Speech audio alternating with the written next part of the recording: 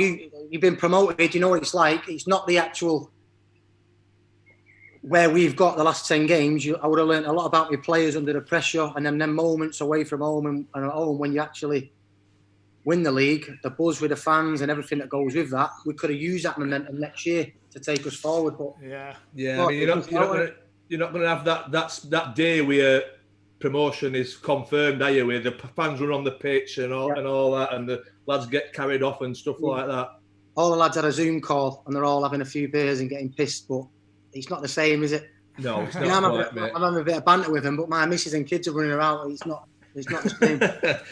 And you can't go to Magaluf for your end of season promotion party, can you? Vegas it was. The chairman had promised us Vegas, so. No.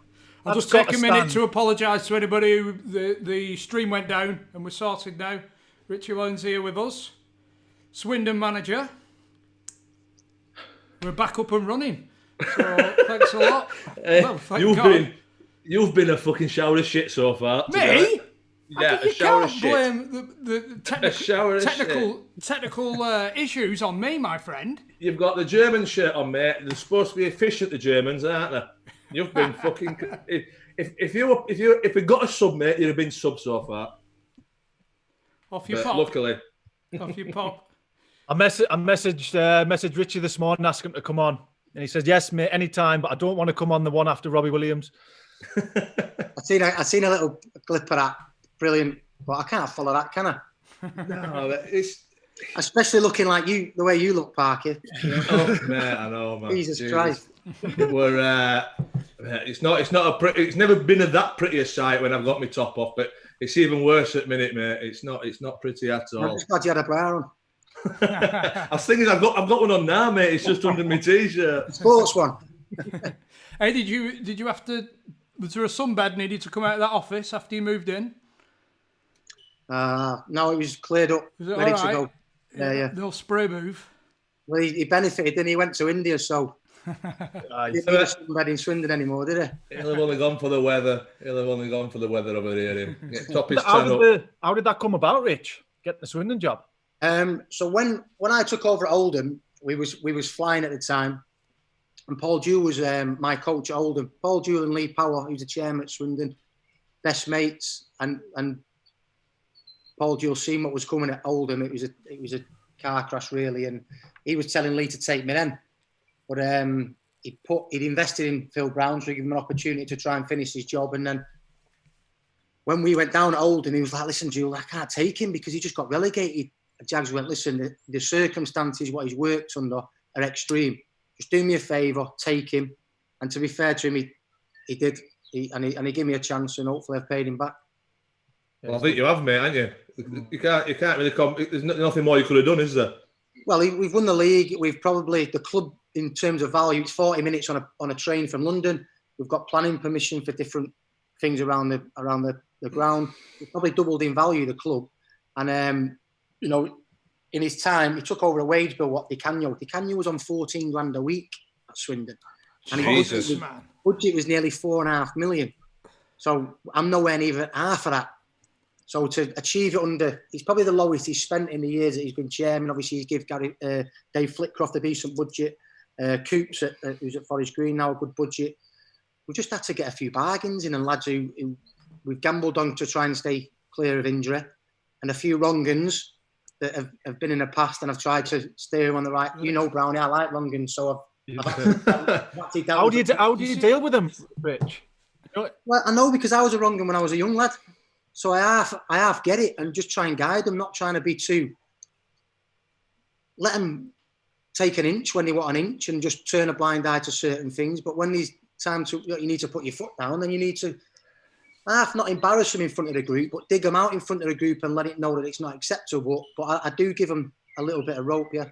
I mean, it's whereabouts do you stay when you're down there, Rich? I lived in Swindon for 6 months, just behind the dog track.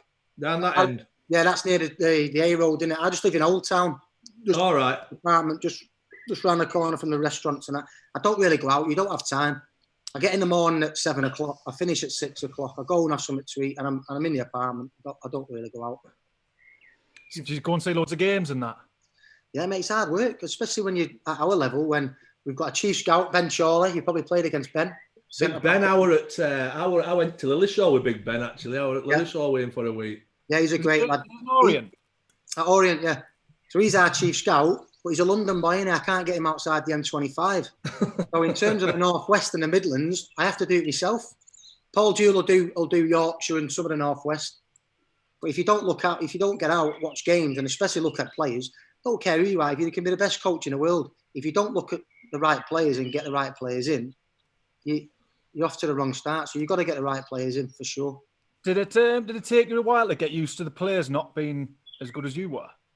At that level? Because I was going to take an academy job at one of the Premier League academy, and John Sheridan rang me up and said, "Come in.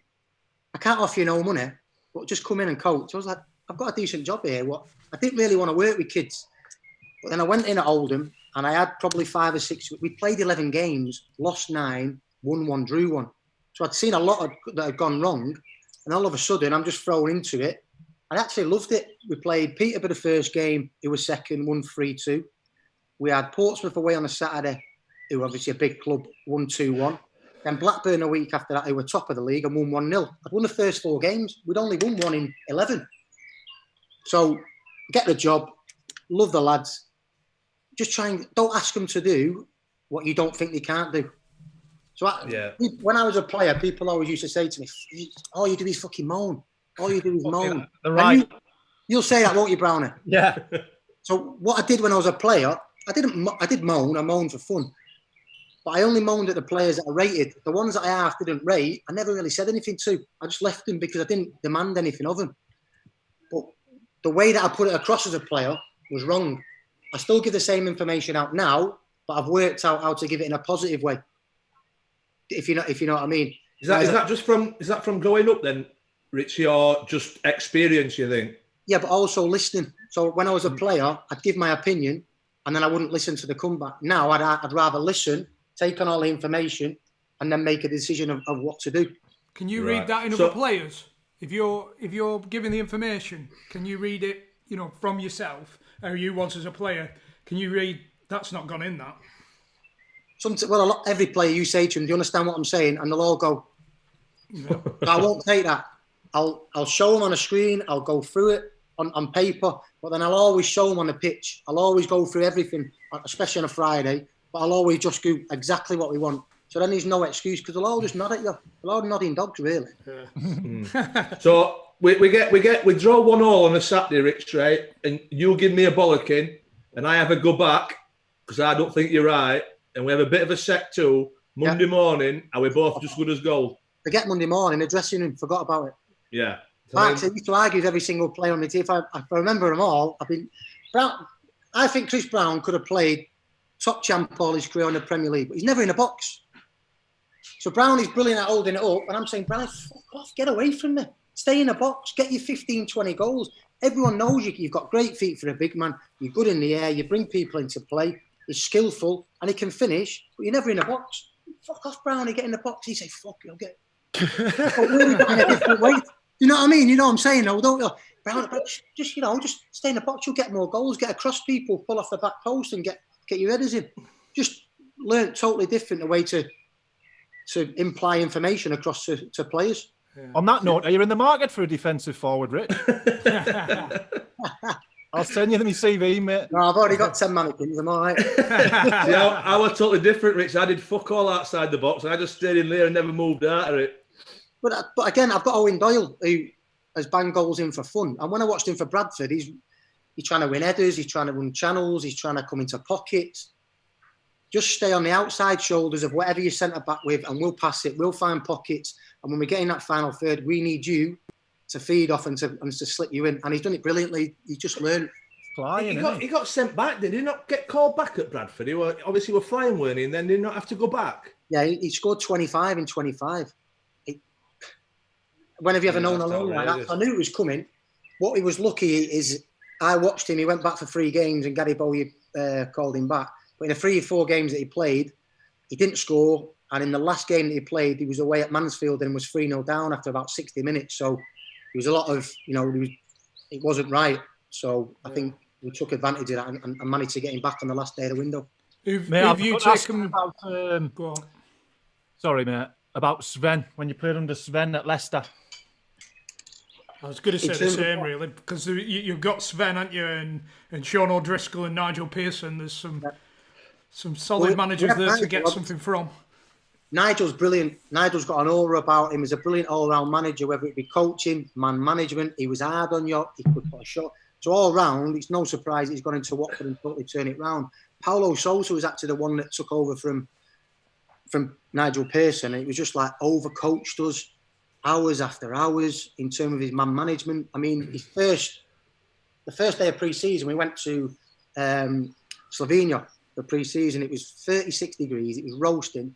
And we had a game. We had no training. We had a game that first day. We played the Polish champions who were a week before their start of the season. We got tonked 5-0.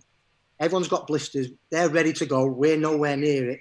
He gets on the coach at the end of the game and like this little microphone next to the coach driver's where he sits. Guys, anybody who wants to leave the club, come and get off the coach and tell me now. That's his first day. We're like, 10 games later, he's gone.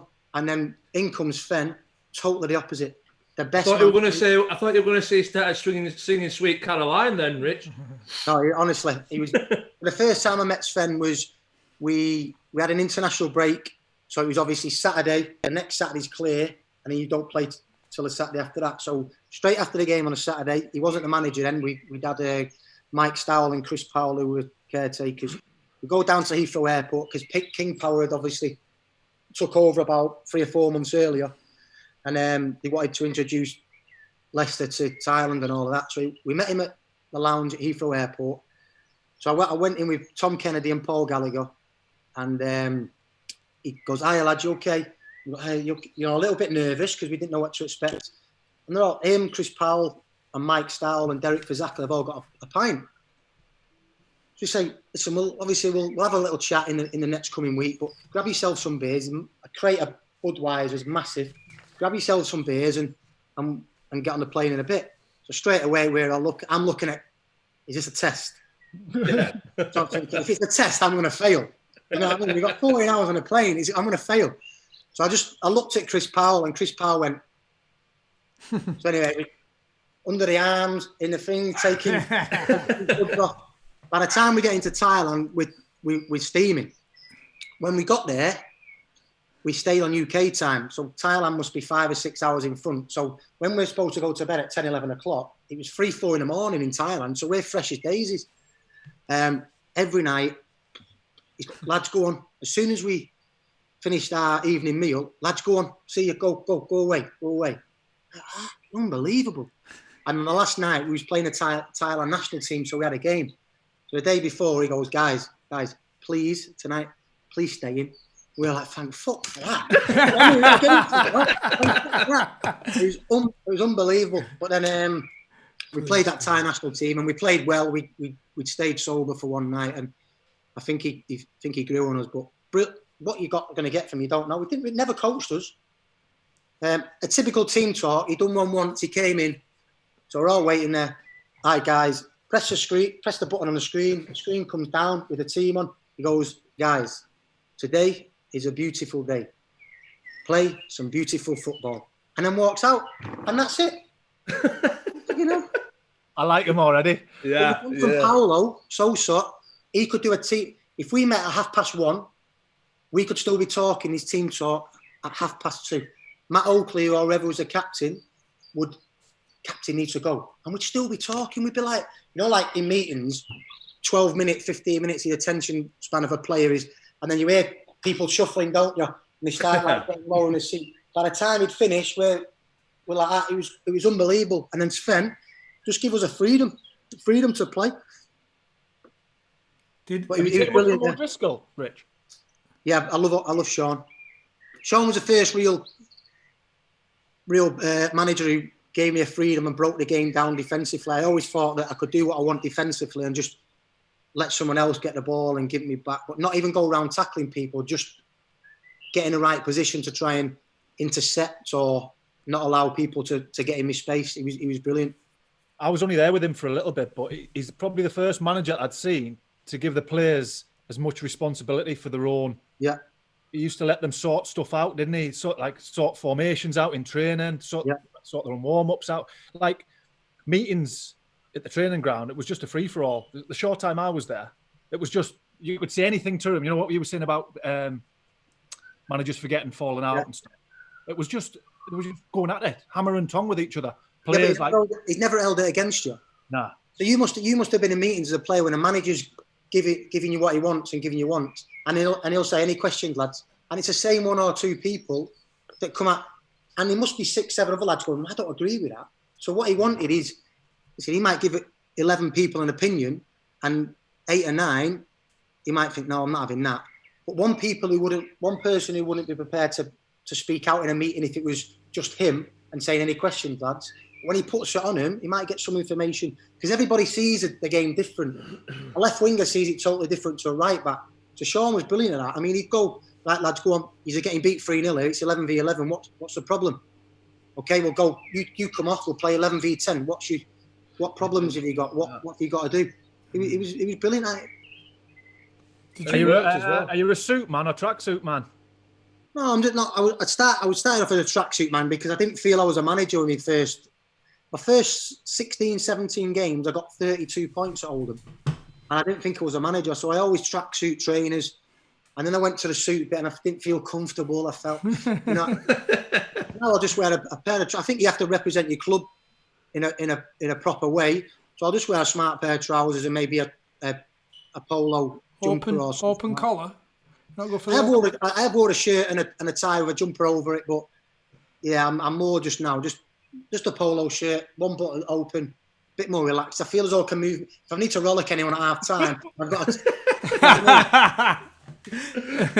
Have you got an idea of the lads who you want to keep for next year, or have you got a lot of lads who are already contracted? Or Parks at the moment, mate. The club, the situation of football is a mess because we think a salary cap's going to come in, but the problem is we don't know when it's going to return. So my idea, we've got people like Zeki Friars,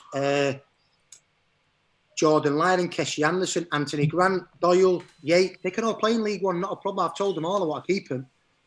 But we can't offer a contract in June and pay them through July, August, when the season might not start in September. We can't pay two months' money without, and everyone will be in the same boat. So I've told them all. I've always been honest with all my players. I think that's one of my strong. I will tell them whether they like it or not. So I've said to them, listen, we will offer you a contract probably by Friday, but you won't be signing it until we've got a bit of light at the end of the tunnel in terms of... It's gonna fuck a lot of lads up, isn't it, really? Because, I mean, in League 2, lads can't afford to go a month, 2 months without getting paid, can they? Well, that's why they need to take a contract now. Because there's 1,400 players out of contract. I'd say 50% of them will go out of the game, because what clubs will do... Premier League's under 23s now are not sure when they're going to come back.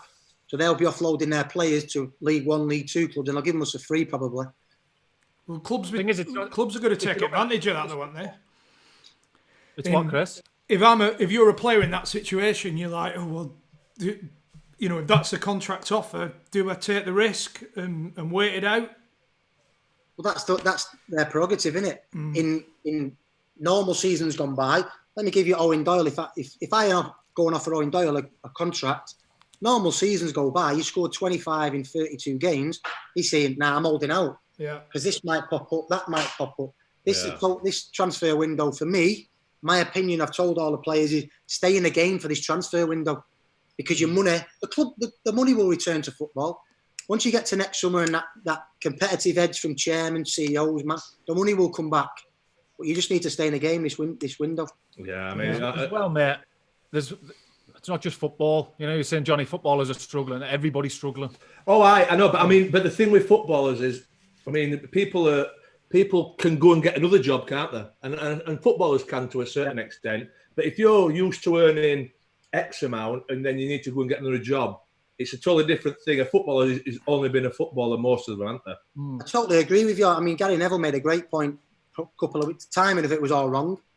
If you're a football and you sat home and you don't know where your job's going to go, the last thing you need to is Gary Neville coming out saying, I think players should forget about football and do another course and all this. It's not really the right time you want to hear it, but I think in the long run, players should start now looking at a second option, without a doubt. Well, we've got a Man United quiz for you, mate, before we finish off. 60 seconds on the clock. Say that again. Is it what? Is it post 1990? It's not about the 60s and 70s, is it?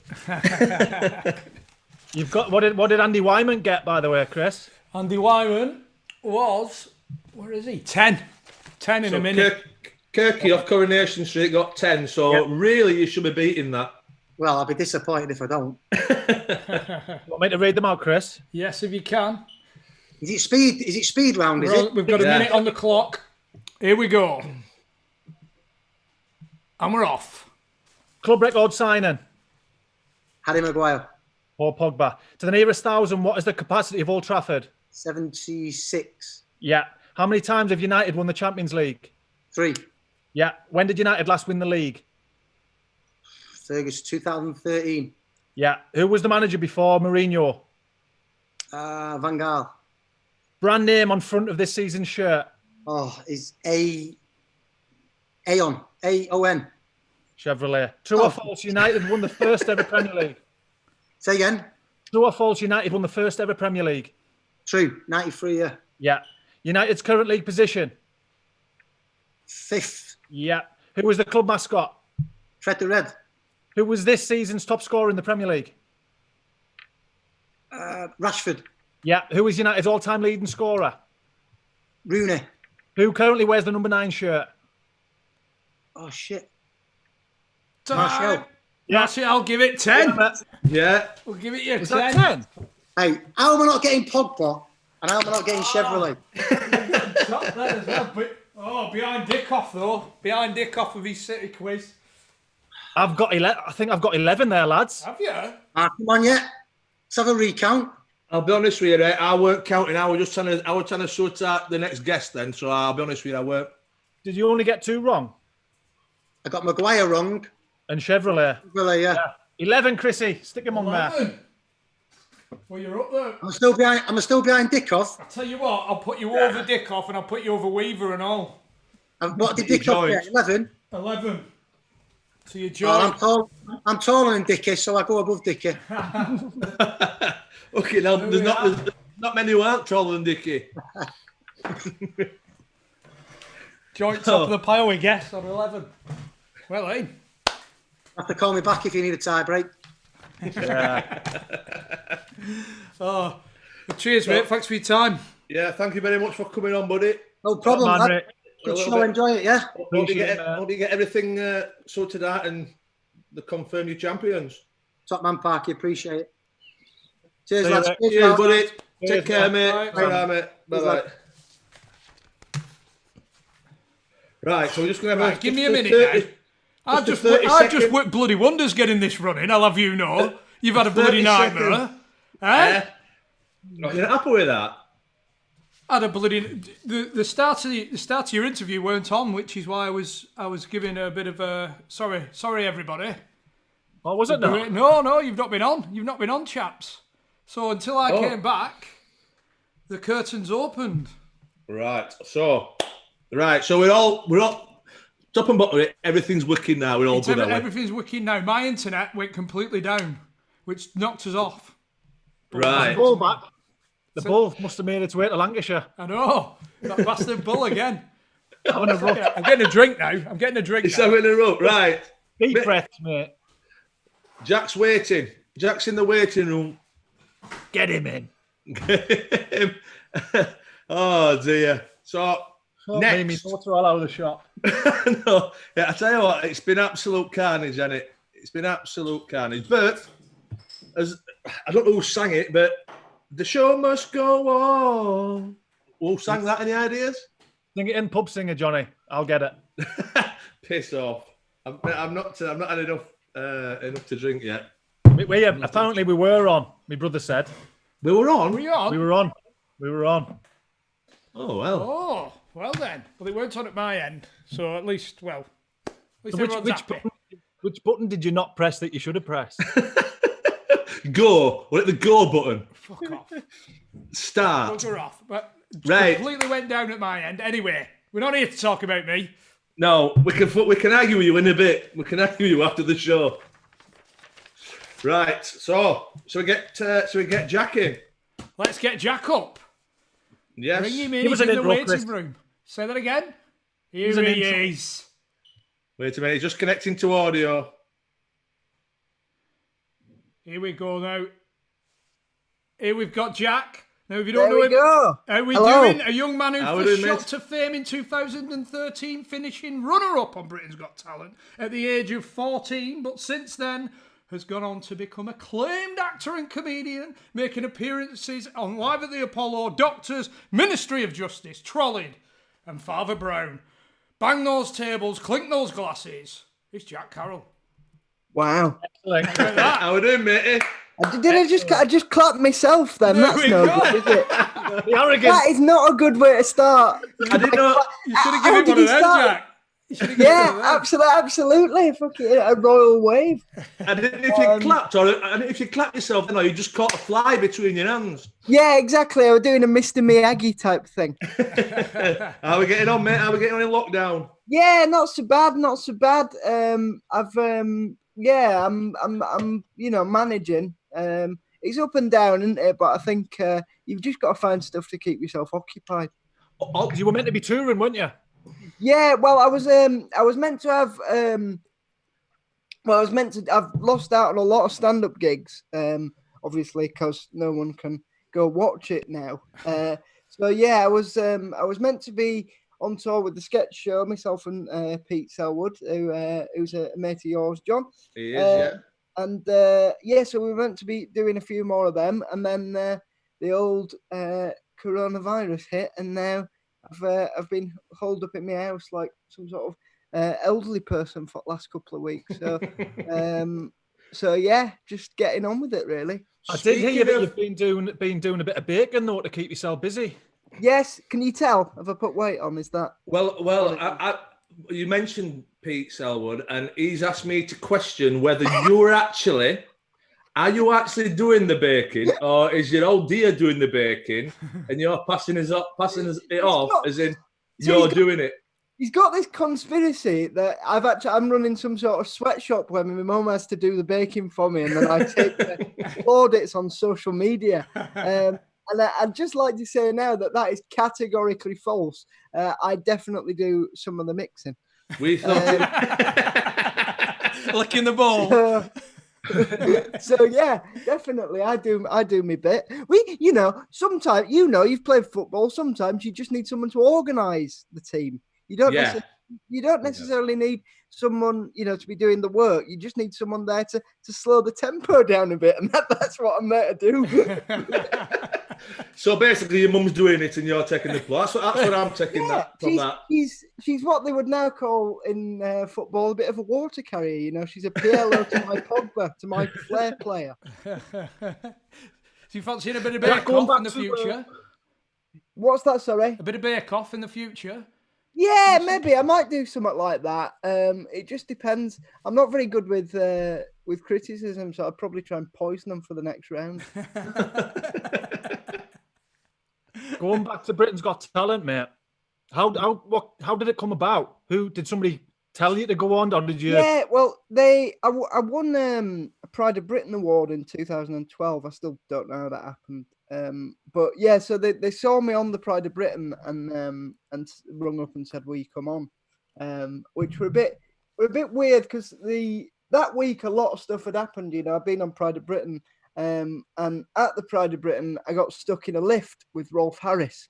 So Dear me, that could have been dangerous. it could have. If I was more his type, it could have been. Can you tell what it is yet?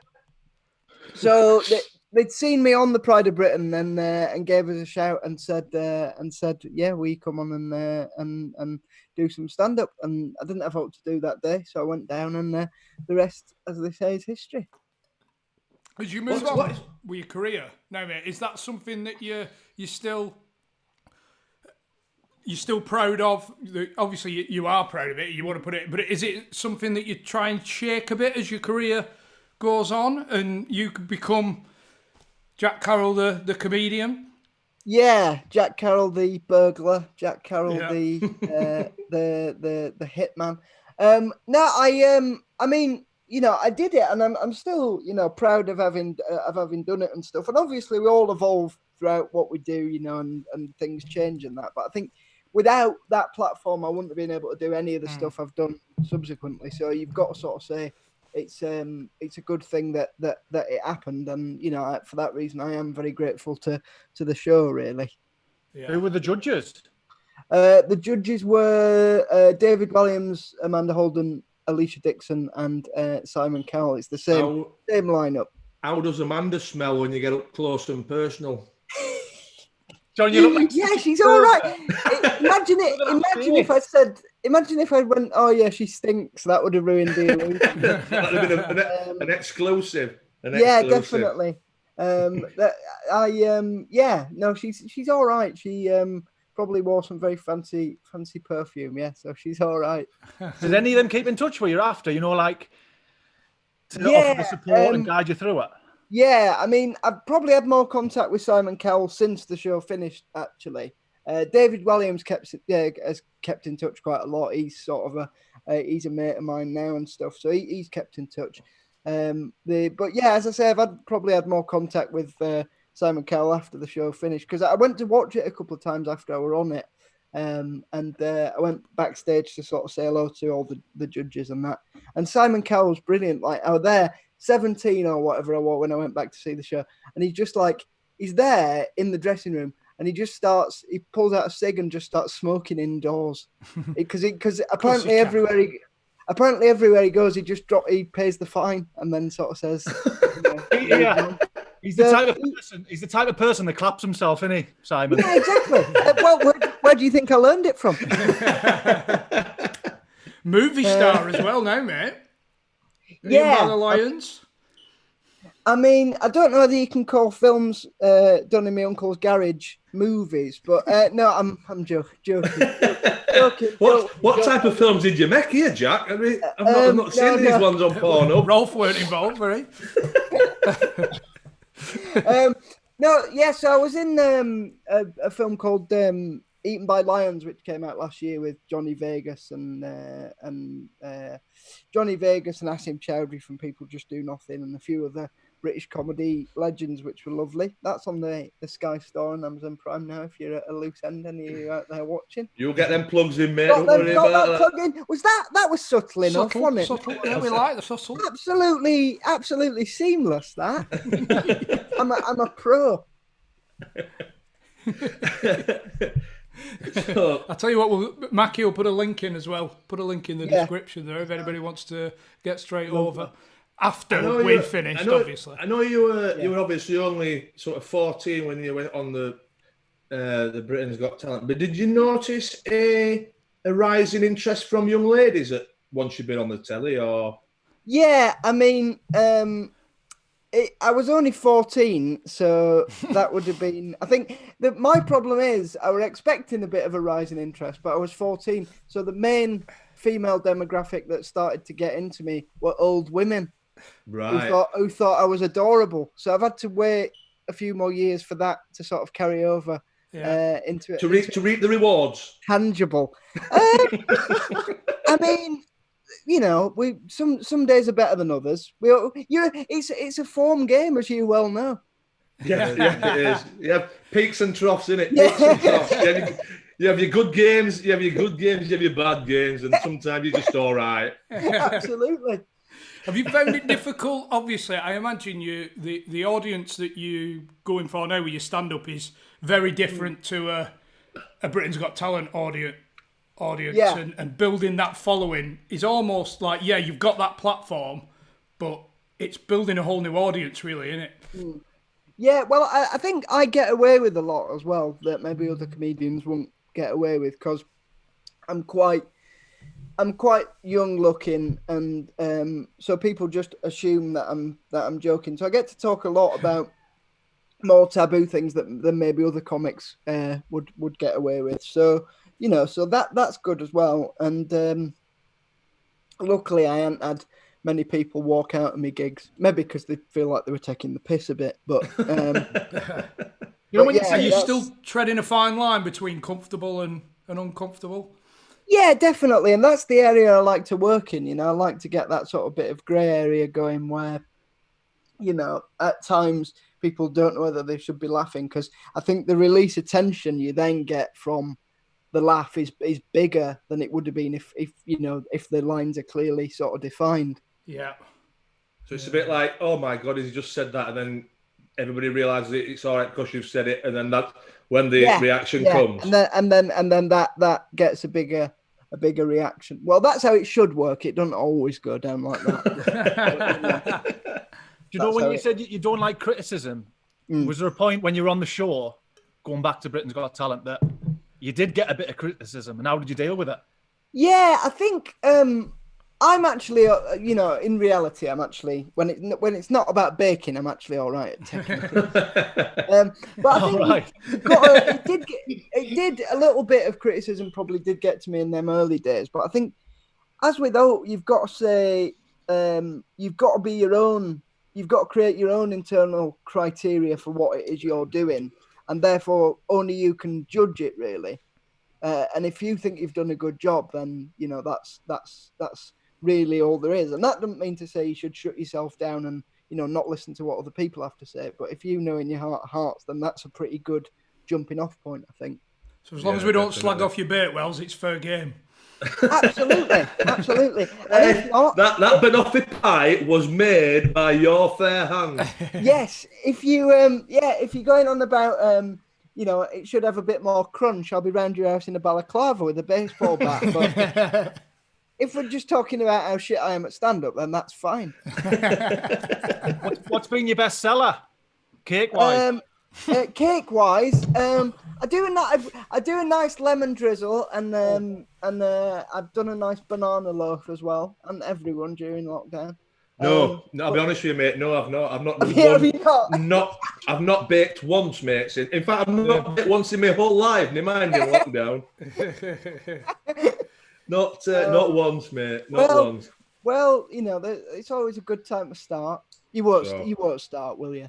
Well, if I'm not going to, if I've been stuck in house for 2 months solid and I've not started, I don't think there's anything else that would make me start, is there? Yeah. No. I think well, if they found out banana loaf cured coronavirus, then you would definitely get it. I'd instruct someone to cook me one, to bake me one. Which would you go for, mate? If I could give you a split scenario now, we're off to Hollywood, acting career, or we're regarded as the top of the pile on the comedy circuit. You know, top selling DVD at Christmas. I thought you were going to say on Bake Off. I thought you were going to have as an option. We're leaving the cakes now. We're leaving the cakes. You see, I thought you were going to go for Leeds United promotion on the other end there, which would probably be that third option of Leeds being promoted would probably be the one I'd go for, just to keep everyone happy.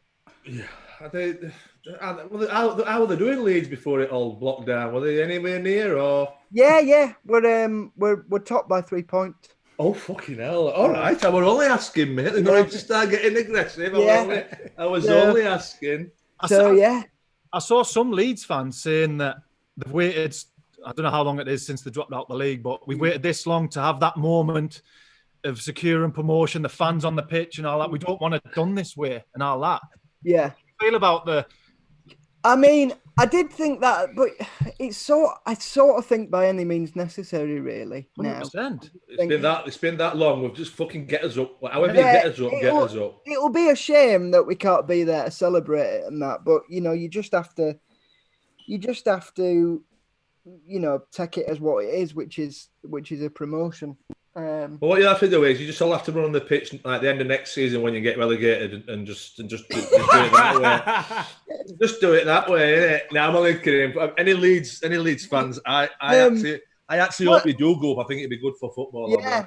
I remember because I used to sit in the cop behind the goal when I was a little kid, and you scored a hat trick against us for Preston. Don't, Jack. Don't bring it up, mate. Do not bring it up. Yeah. I'm gonna have to Google that, Jack. I can't remember it. So, oh God! Were you one of the Leeds fans that clapped me? Or I think someone said before the game, you've got to watch that big bastard, right? So someone said that to me before and I thought, we'll be all right. And then obviously we went, I think, were it 2-0 by half time? And we were giving... It was 4-1. 4-2. Yeah, so we were obviously giving it a lot. And then you did what you did. And not only did you do what you did, you went and rubbed your belly in front of the entire cop, which I've never in League One. It were hard to get people that pissed off about things, to be honest. He went championship, you cheeky bastard. Why the championship? Right, he went champion. Yeah, I would be bastard prime, Jack. Jesus Christ. Sure it was the championship. I'm 100% sure, young man. Yes, because it was quite a long time ago. I'm going to let you off. I'm going to let you off, mate. Well, we've got this Leeds quiz for you, mate. Are you fancying your chances? Yeah, I can. I'll give it a go. Right, 1 minute. This is me, innit? Yes, this is me. 11 to beat. Right, lovely. Oh, now then. Right, so it's 1 minute quick fire. Right. On the clock. 3, 2, 1. Here we go. What is the stadium called? Ellen Road. What player wears the number 11 this shirt this season? Tyler Roberts. Correct. Brand logo on the front of this season's shirt? Kappa. The sponsor. You can pass. Pass. What year did Leeds last win the FA Cup? 72. Correct. What position are Leeds currently in the Championship? First. Correct. What nationality is Marcelo Bielsa? Argentinian. Who is their record signing? Robbie Keane. Rio Ferdinand. Who is the club's mascot? Lucas the Copcat. Correct. Who is current club captain? Liam Cooper. Correct. What colour is the Leeds second strip this season? Black. Grey and pink. Grey with pink. Ah. What team did Leeds sell Pontus Jansson to? Brentford. Correct. There we go. 9. Lovely. 9. I'll give you the grey. I'm happy with that. Yeah, I was going to say black and pink. It is. Well, 9. Maybe I've just been diagnosed as colourblind there. Mid-table, I think, Jack. Yeah. Mid-table. Take that. Not too bad at all, mate. To be fair, I'm glad they've gone with it because we've only got 2 more questions left. Yeah, well, that's what keeps the finances going, isn't it? Mid-table. If you can hang about there, you do all right. Yeah. What's the plan after when this is over, mate? What you going to do?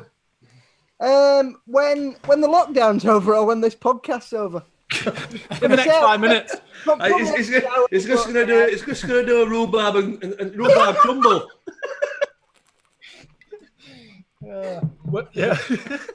I think I will probably, I'll probably get back on with stuff, and we'll have to see where the land lies with stand up in terms of social distancing. But there's been a couple of other things that I've been sort of working on, so I'll get back on with them, and and see how it goes. Brilliant, mate. Well, thanks very much for coming on. Yeah, mate. Thank you so much for coming on. And I'll send you that 20 quid, mate, for mentioning the hat trick. Yeah, there you go. It's my pleasure. I was told, just like Pete thinks there's a conspiracy about me baking, he'll now think there's one about me teeing you up with questions. So yeah, just if anyone fancies it, I'm doing a charity podcast for a local children's hospice. We've got Frankie Boyle on this week. It's every Friday, so if you fancy it, the details are on my Twitter, which is @FatJacko. Well, you'll send me the details as well, Jack, and we can put it out on all our platforms. We'll do. Lovely stuff. We'll put your Twitter link in the description. Man, Jack. Cheers, Jack.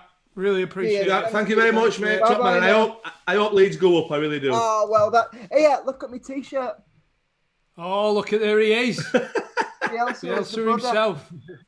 I thought you were going to show us you've got a bit of cake down it. There's a crumble in post. No, my mum's been lazy recently. All right, lads. Jack, top man, mate. Thank you very much. Much appreciated. Top man, mate. Take care. Quick piss me.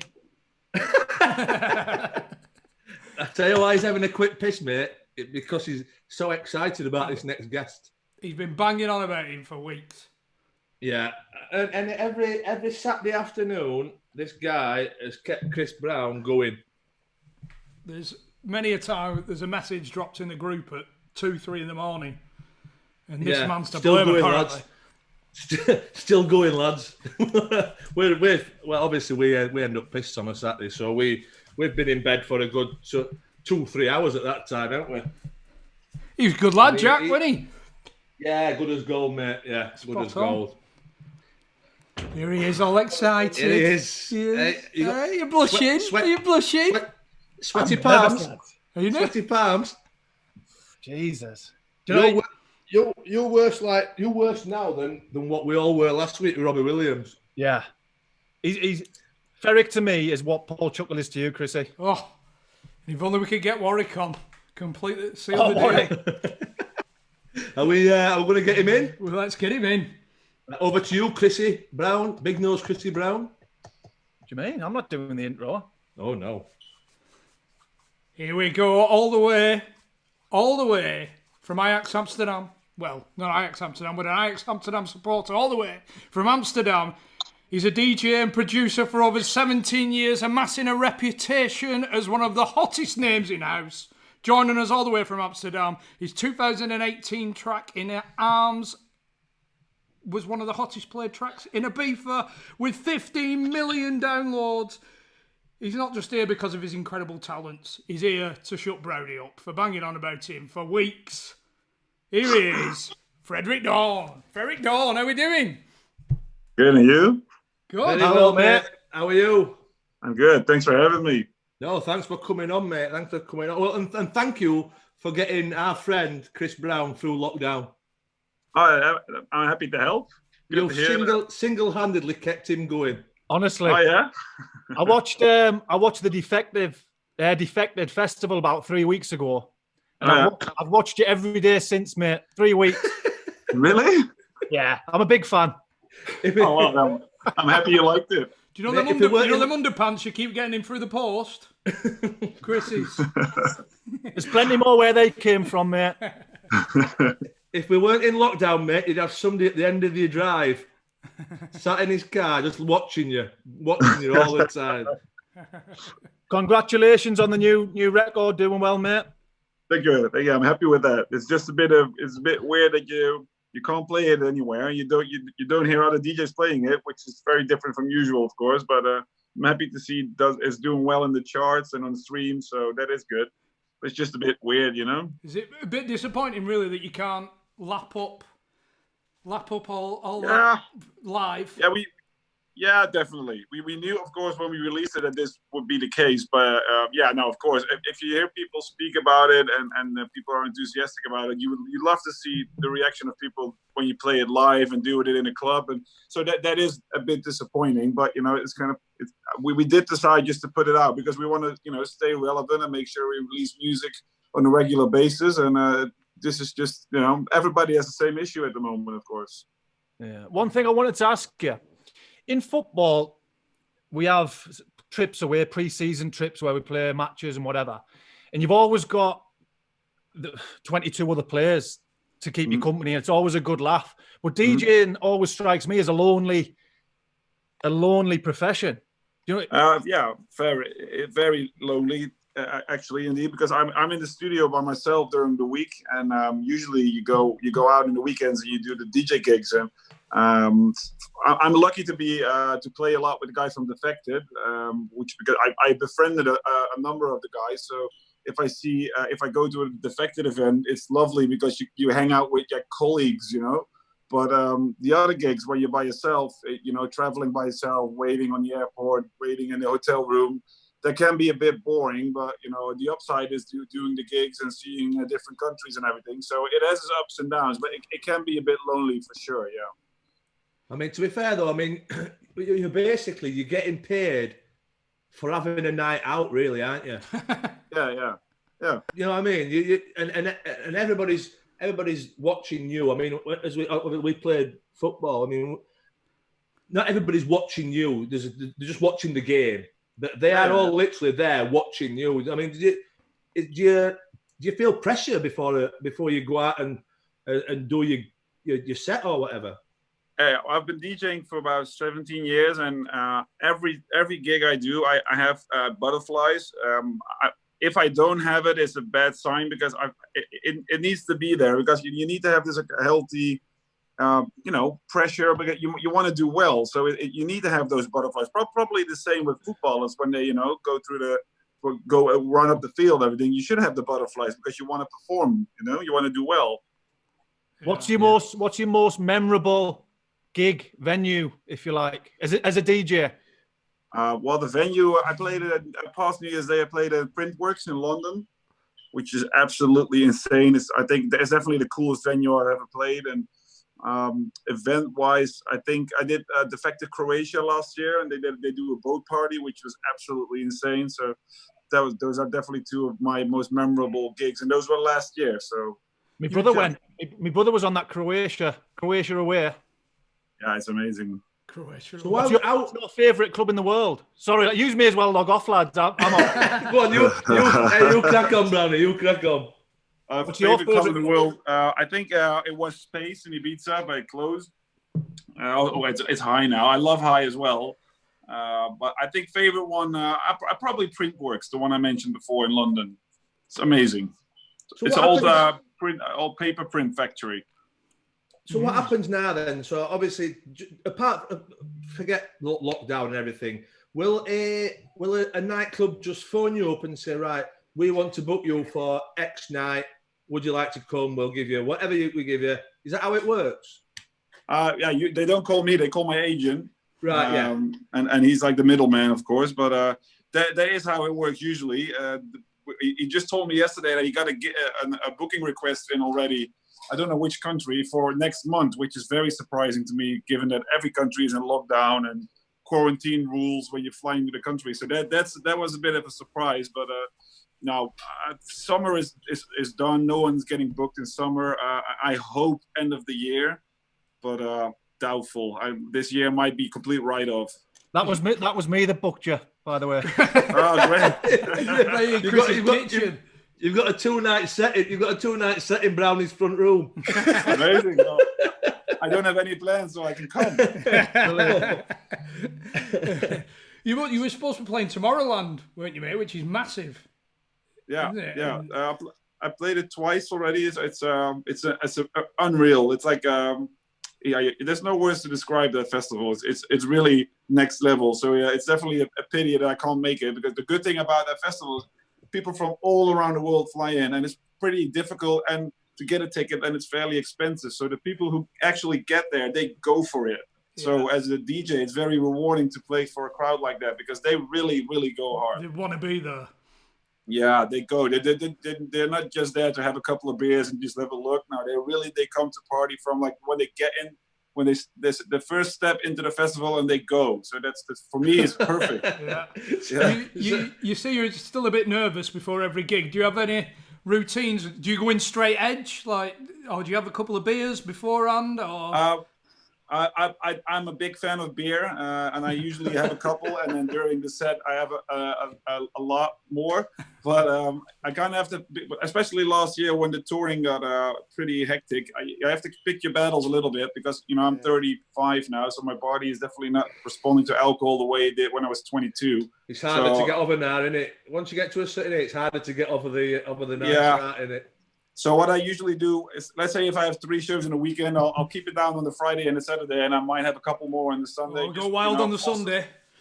Yeah, well, I can't do it the whole weekend again. And also, I want to do well. I said before, I want to perform.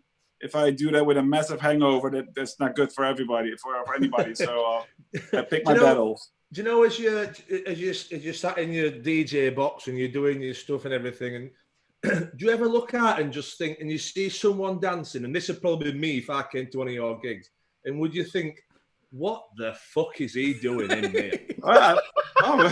Because I'd be dancing like an absolute moron, I really would. Do you ever look out and just think, what is he doing, or what is she doing? If someone really, is having fun, and even if it looks weird, I'm happy, because clearly they're enjoying it, and that's the most important thing for me. But of course, there's some weird people in the crowd now and again, but it's as long as they're dancing, I'm happy. you know if things aren't going to plan, Freak? Yeah. What's your go-to song that gets it back up there? In your opinion, what do you stick on if the crowd's suffering a bit? You mean during a set? Yeah. I have a folder on my USB that's called Lifesavers, which is just classics that if you play them, it will get everybody going. So you pick a couple of tracks from the Lifesaver folder, and everybody's happy. Send us the link. Send us the link, and I'll download it. For places that I go to, mate, that's Sweet Caroline. That's what gets the crowd up where I go. It's not on my USB, but I might add it. Who was your inspiration growing up? Well, I think it's similar to UK. There's a lot of trance and all those guys back in the day, trance music. So it has to be Chesto. He was massive in Holland. He was he paved the way, in my opinion. So Chesto back in the day, and then I went to this little phase like hardcore gabber, hard house, techno, and now I'm in house. But I think inspiration-wise, not per se musically, because I don't like what he's doing musically, but what he did for the profession DJ, I think Chesto is definitely the guy who paved the way. He couldn't lace your boots, mate. Sorry? He couldn't lace your boots. Oh man, he's amazing in what he did. I know, sort of physically, probably not, but do you know, as a DJ, have you got not a shelf life as such, but have you got a thing where you don't want to be 60 at these raves and at these big events and stuff like that? You know what I mean? There's got to be a certain point where you just think, I'm getting a bit old for this. Chesto is like 52 or something. Yeah. All right. So, and you have guys like Sven Veit, like a techno DJ, I think he's all 53, 54. Carl Cox is over 50. So it kind of depends on, guys like that who are so successful. It still looks good and it feels right. Then I might continue, but I'm not sure if I will reach the level of a Carl Cox or anything. So maybe at a certain point you do feel maybe it's time for me to quit and do something else. But for now, as I said, I'm 35. I'm fine doing this for another 10 years, maybe even longer if possible. Kind of depends on how, what the level is. If it's still struggling, then I might at a certain point think, okay, I tried it long enough. But if we keep going like this, then yeah, why not? Yeah. I mean, go on, Chris. Sorry. Do you feel that you have to change your style to suit the trends, like going from more techno house to minimal and to suit what people want? Well, I kind of find my groove with the house sound a couple of years ago, and especially releasing a lot of music on Defected, which are the biggest label in house, and playing the events. I definitely feel comfortable with that style of music, and I don't really see myself going into like tech house or techno. I did that before, but I definitely gonna stick to what I'm doing right now, and just You're not going back to League Two now. You're in the Premier League. That's what we're saying. well, yeah. So, if you were playing a 3-song set, what would you go with? What's the strongest 3 of all time? Let's assume it's Lifesaver tracks. Then the tracks that I like the most, that I know that will get everybody going. It's Daft Punk, One More Time. Yeah. Johnny likes that one. Mate, I'll be perfectly honest, mate. You're speaking Spanish to me. This is. You've heard it. So Daft Punk, One More Time would be one. I think another one would be Stardust. Music Sounds Better With You. I know that one. Yeah, I don't know that one. Oh, baby, feels like. Music sounds better with you. That one. Is that the one? Are we doing pub singer again? I have to include one of my own, of course, so then I'll play In Arms, but just because I want to include a track I did myself as well. That's what everybody expects. You've got to. Yeah. So we've got an Ajax quiz for you, mate. Are you fancying yourself? Let's have a go. Let's see what happens. Have we got them ready, Chris? You're doing this one for your hero, aren't you, Chris? Yeah. Before we start, are you a gin man by any chance, Freak? I used to be, but then I got kids and I lost my motivation. So at the moment, no. No, gin, not Jim. Oh, gin. Oh, I thought you said gym. No, gin. I drink beer. I was trying to find something we had in common, but Nope. right, let us get these up there. Are we ready? I'm ready. No. 1 minute. 1 minute, minute on the clock. Quick fire. Here we go. 3. Are you ready, Chris? Yep. 3, 2, 1. Here we go. To the nearest 1,000, what is the capacity of the Johan Cruyff Arena? 55. Yep. Which English team beat Ajax in the Champions League semi-final last season? Tottenham Hotspur. Yeah. Which former Holland defender is now the club's assistant manager? Michael Reiziger. Yeah. Colour of this season's away kit? I don't know. Green. Who did Ajax beat in the Champions League final in '95? AC Milan. Yeah. The top goal scorer this season? This season. Tadic? No, Quincy Promise. Which sponsor is on the front of this season's shirt? Ziggo. Yeah. Who was the manager before Eric Ten Hag? Marcel Keizer? Yeah. What was their league position this season before the league was cancelled? Second. Yeah. Who is the top goal scorer of all time? Patrick Kluivert? Klaus-Jan Huntelaar. Here we go. Time up. A good Well done, solid mate. 7. A solid 7. Good. Yeah. You've got more than some footballers that have been on this programme, at this show. So, sterling effort. Sterling effort. Impressive, though, huh? Freak number one on Track Source. Is that right? I was, but it's very it's real time, so it changes a lot. So I'm not number one now, but I was a couple days ago. But I'm rising on Beatport, which is a different portal. The track is going up. It's on 3 now in house. So hopefully tomorrow 2 or 1. But so it's definitely going in the right direction. But yeah, it's good.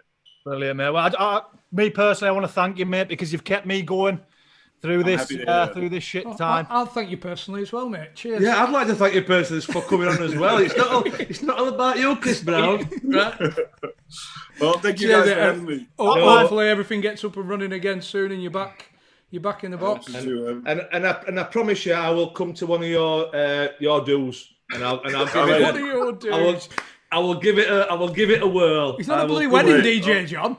I'll come with an open mind and I'll dance like that dickhead at back of the dance floor.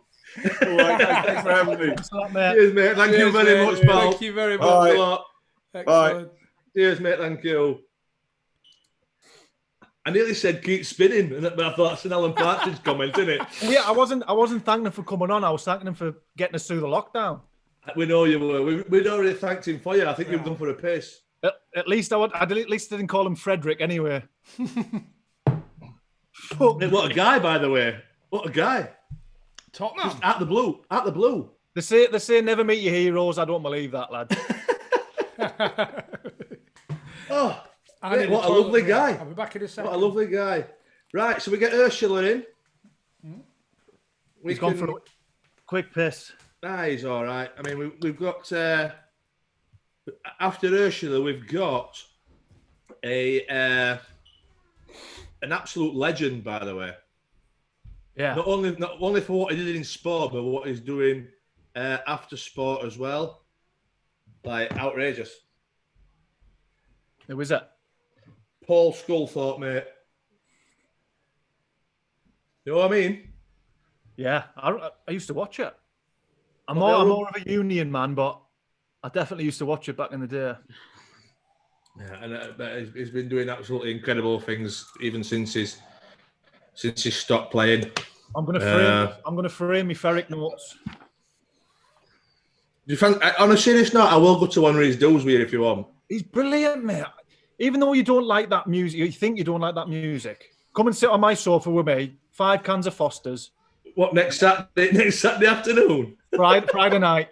I'm not allowed, mate. I'm not allowed. I mean, my sofa's 2.5 metres wide. Eh? My sofa's 2.5 metres wide. Oh, mate. Well, as I said, we're getting Ursula in. I mean, we told her that she's probably been in the waiting room a while. What time are we on? We're on nearly 9 o'clock. 9 o'clock. We're nearly on 9 o'clock. Is Ursula coming in? I mean, we have to say Ursula's coming in because on the quizzes, 2 weeks in a row, she's made substantial donations to the... Oh, there we go. Hello. Oh, they're nearly in. Bit of audio. Made substantial donations on the quizzes the last couple of weeks. How are we doing? Okay, thank you. Guys. Good evening, everybody. Is Both this your of you. better half, Ursula? It is. This is Johnny. Hi, Johnny. Johnny, how are you doing, mate? Hi guys. How are we You getting okay? on? Yeah, all good.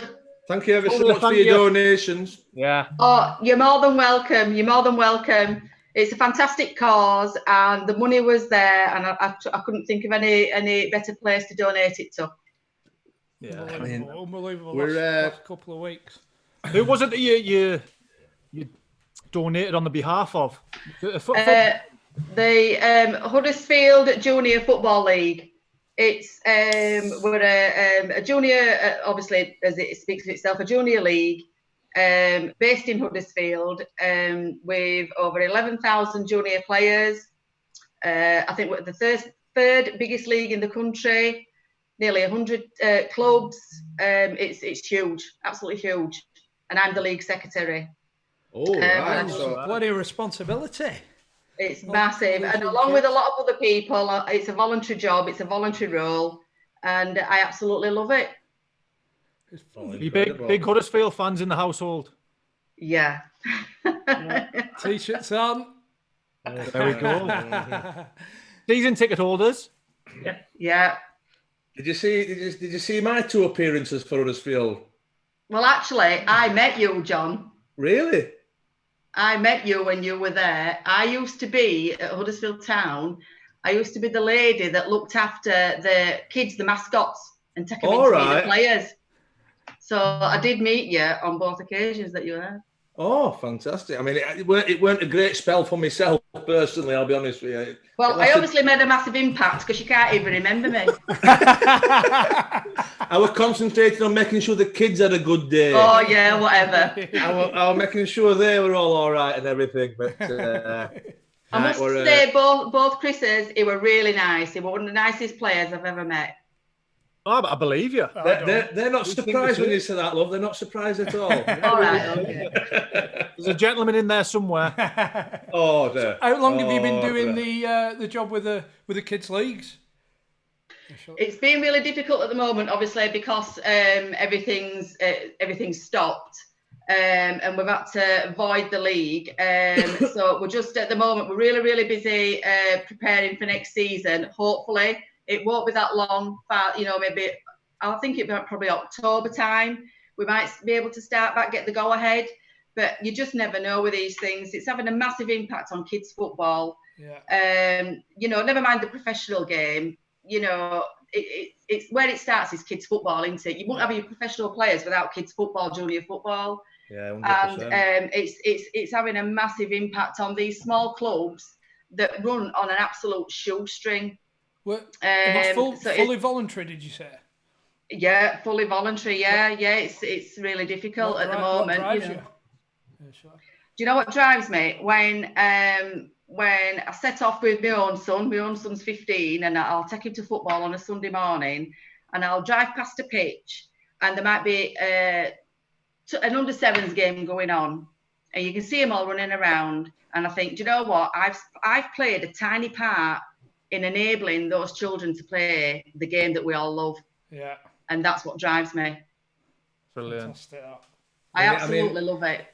I tell you, we need a lot of credit as well. They're managers of them kids teams, because I did my little lads team, and it was the worst thing I ever agreed to do. I'll be honest with you. I'm not too sure if it's because he thought he could get away with everything because his dad was the manager, but it's just hard work. It was hard work being the manager of this under nines football team.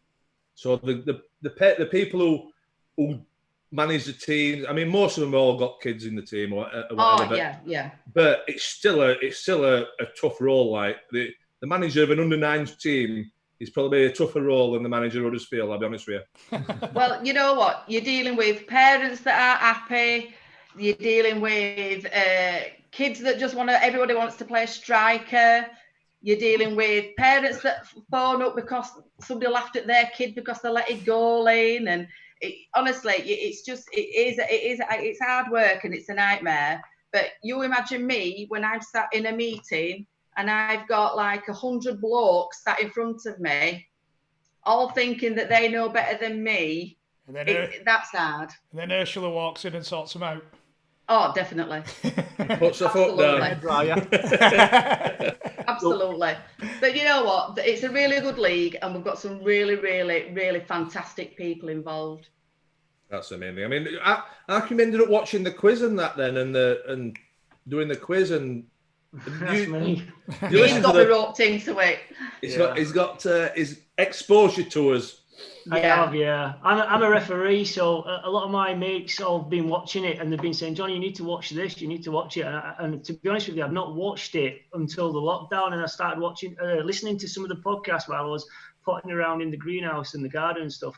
And then you start doing the live shows and the quizzes. I said, I'm going to get on this. And so I went on with a friend of mine, and then put it on big telly. I would have to have it on big telly, you say then. So she let me have it on big telly. Told you we'd make the big screen, lads. so she says, how do you do that then? And I'm like, well, you need to put this cut. Oh, that's clever, isn't it? So then she joins in the quiz. She's beaten me, by the way, twice. Oh, dear me. Those questions are well hard. Some of them are. I mean, some of them are. You're probably the first referee that I've ever spoke to and not told to fuck off. I was just listening to you then about the abuse from parents and stuff as a coach. I was thinking about butting in there and saying, "You want to try being a referee, Paul?" Do you get a lot? I think you should get a referee on the show. Yeah, get a referee on. That'd be good. Yeah. What level do you referee at, Johnny? So I'm level 4 now, which is supply league, and from next season, not like Northeast counties, so and Northern Prem. I assist on the Northern Premier League, so it's like your Scarboroughs and your Gainsboroughs, Glossop, all them kind of teams. So it's a fairly decent standard. A lot of abuse. What's worth the fans? The fans are the players. Both. But they're both equally bastards in equal measures. Yeah, it swings and roundabouts. You get a lot of good ones. You get some numpties, and you get some that are just there to be tits. To be honest, you get them everywhere, though, mate. Yeah. To be fair, most of them in the professional game, they're arseholes as well, mate. I'll be honest with you. Yeah, they just want to win, don't they? It's just one of those. You're a different person, aren't you? Once you cross over that white line, it's not a true reflection, really. I don't think. You go shake hands after the game and you go and have a chat and it's all right. So well, we've got a 60-second quiz for you. Oh God! By the way, this is his first double partnership quiz, isn't it? Can I just stop you there? I've had about 4 Coronas. She's been on it all day.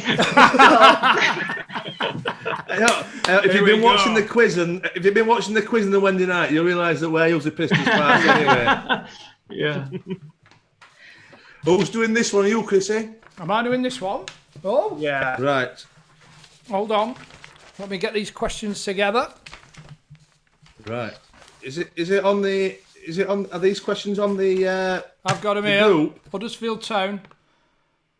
I've got them together. Okay, we're going in 3, 2, 1. Who wears the number 1 shirt this season? Oh. You can pass. It's on the clock. Pass. I can't think of What's his the name. name of the current manager? It's the Cowley brothers. Yeah, we'll take. Yeah. What is the current league position? 18th. Who is the top scorer this season? What do you call him from Charlton? Callum Grant. Correct. What's the stadium capacity to the nearest 1,000? 24. Correct. Who makes the kit this season? Umbro. Correct. How many stars are on the badge? 3. Who was the player of the year in 2002? 2002. Oh, to the Young Guns. Think of the podcast. Who's been on podcast? Absolute arsehole. Chirpy arsehole. Pass. Leon Knight. Have Huddersfield ever won the FA Cup? Sorry? Have Huddersfield ever won the FA Cup? Yes, they have. What are we on? There we go. The minute's up. 7. Another respectable mid-table 7. Well done. Yeah. I bet you wish Huddersfield were mid-table, wouldn't you? Well, I'm hoping the season finishes then with guaranteed safety. Yeah. I tell you what, on a serious note, you know, I knew things weren't going to go well at Huddersfield. When I signed, I met the chair. That's when we knew as well, when you signed. I'm only joking. We're downhill. I met the chairman for the first time in the church in Huddersfield. You know, when they do the choir night and some of the lads have to turn up and whatever. Oh, yeah. Right? And I met him for the first time, and I shook his hand and I said, are you okay? He went, hiya, Sam, how's it going? I said, I think you're standing on fucking parking, mate. But we knew it weren't going to go very well. Well. Have you got many? Did you enjoy your time there? I was just happy to be back up north for Christmas. I was just really happy to be back up, I'll be honest. Yeah. It's only a spit from your place. You're nestled between Paul Chuckle and Billy Sharp, so you've done all right. Chuckle, yeah. Got a Power Cup, Chris. A Power Cup. Power Cup's gone as well now. Having a nightmare. That Bull's at it again. Yeah. Oh, God. Can I just say, your lads are like a breath of fresh air. Honestly, you really are. You're absolutely brilliant to listen to. And, you know, we enjoy it so much. It's really, really good. Thank you very much. Thank you very much. We voted last night. We voted last night on the podcast awards as well, by the way. Oh, brilliant. Thank you. Very much appreciated. Fingers crossed. You need to get that out there as well. I mean, we're all checking into Priory Clinic once this lockdown's done, like that. We've just fucking drunk us way through lockdown. You'll not be short of visitors, don't worry. No, thank you very much for coming on, and thank you for your donations as well. It's very, very much appreciated. You're more than welcome. You're welcome. Thank you very much for coming on. Take care. Take care, guys. Well done. Just steady on them Coronas. See you later, guys. Thank you. See you later. Thank you. Oh, my word. Are we still live? No. Power's not gone. All my lights have tripped out. I'm in darkness. I'm having an absolute bloody nightmare. Internet's gone. Lights are going. There is I'm gonna have to get my headlamp back. Bear with me.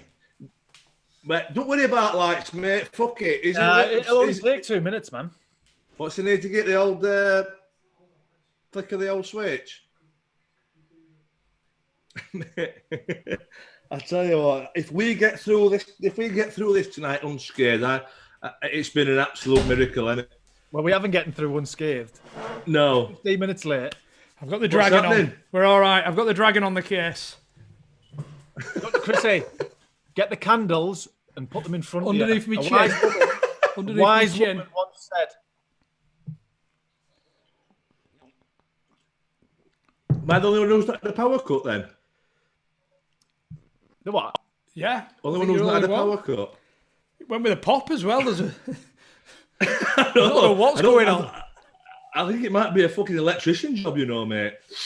I don't think it's the case of just flicking the switch. There we go. We're back on. I was wrong. And the Lord said, let there be light. Back in the game. Right, let's get Paul in, mate, yeah. And do you know when you said this introduction? Yes. Right? I think you really need to, like, it's unbelievable. What is? Just connecting.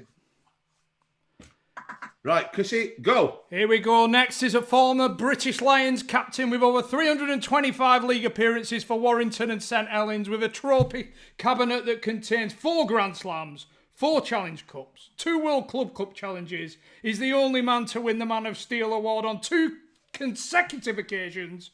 And there's an NBA award in there as well. Not bad, is it? Rugby League superstar Paul Sculthorpe. How are we doing, mate? Very well, very well. You all right, chaps? Hello, mate. Very well, mate. Thanks so much for coming on. I mean, we only asked you this morning, didn't we? This afternoon. Yeah. Yeah, no. Pleasure. You got the best intro anyway, Paul, because the rest of them have been a shambles. We didn't know if power we're going to go, lights we're going to go, internet's going to go, or what, but we're going well now. Hey, I saw you shaving. Whose hair were you shaving the other day? Oh, Johnny Vegas. Johnny Vegas on a stick. Yeah, he's a good mate of mine, Johnny. We do a lot. Fan, isn't he? For the he's a big Saints fan, and both ambassadors for the Steve Prescott Foundation. Who obviously we're raising money for. So yeah, did a social distancing head shave. Jesus Christ. To be fair, I think you've just played that down, by the way, because if Pete Emmett's obviously worded me up. Did you do a 26-hour cycle the other week? Yes, it was. I think it'd be 4 weeks ago. This Saturday coming, we did. 3 of us did a 26-hour walk bike straight through from 6 a.m. Saturday to 8 a.m. Sunday. Jesus Christ, man!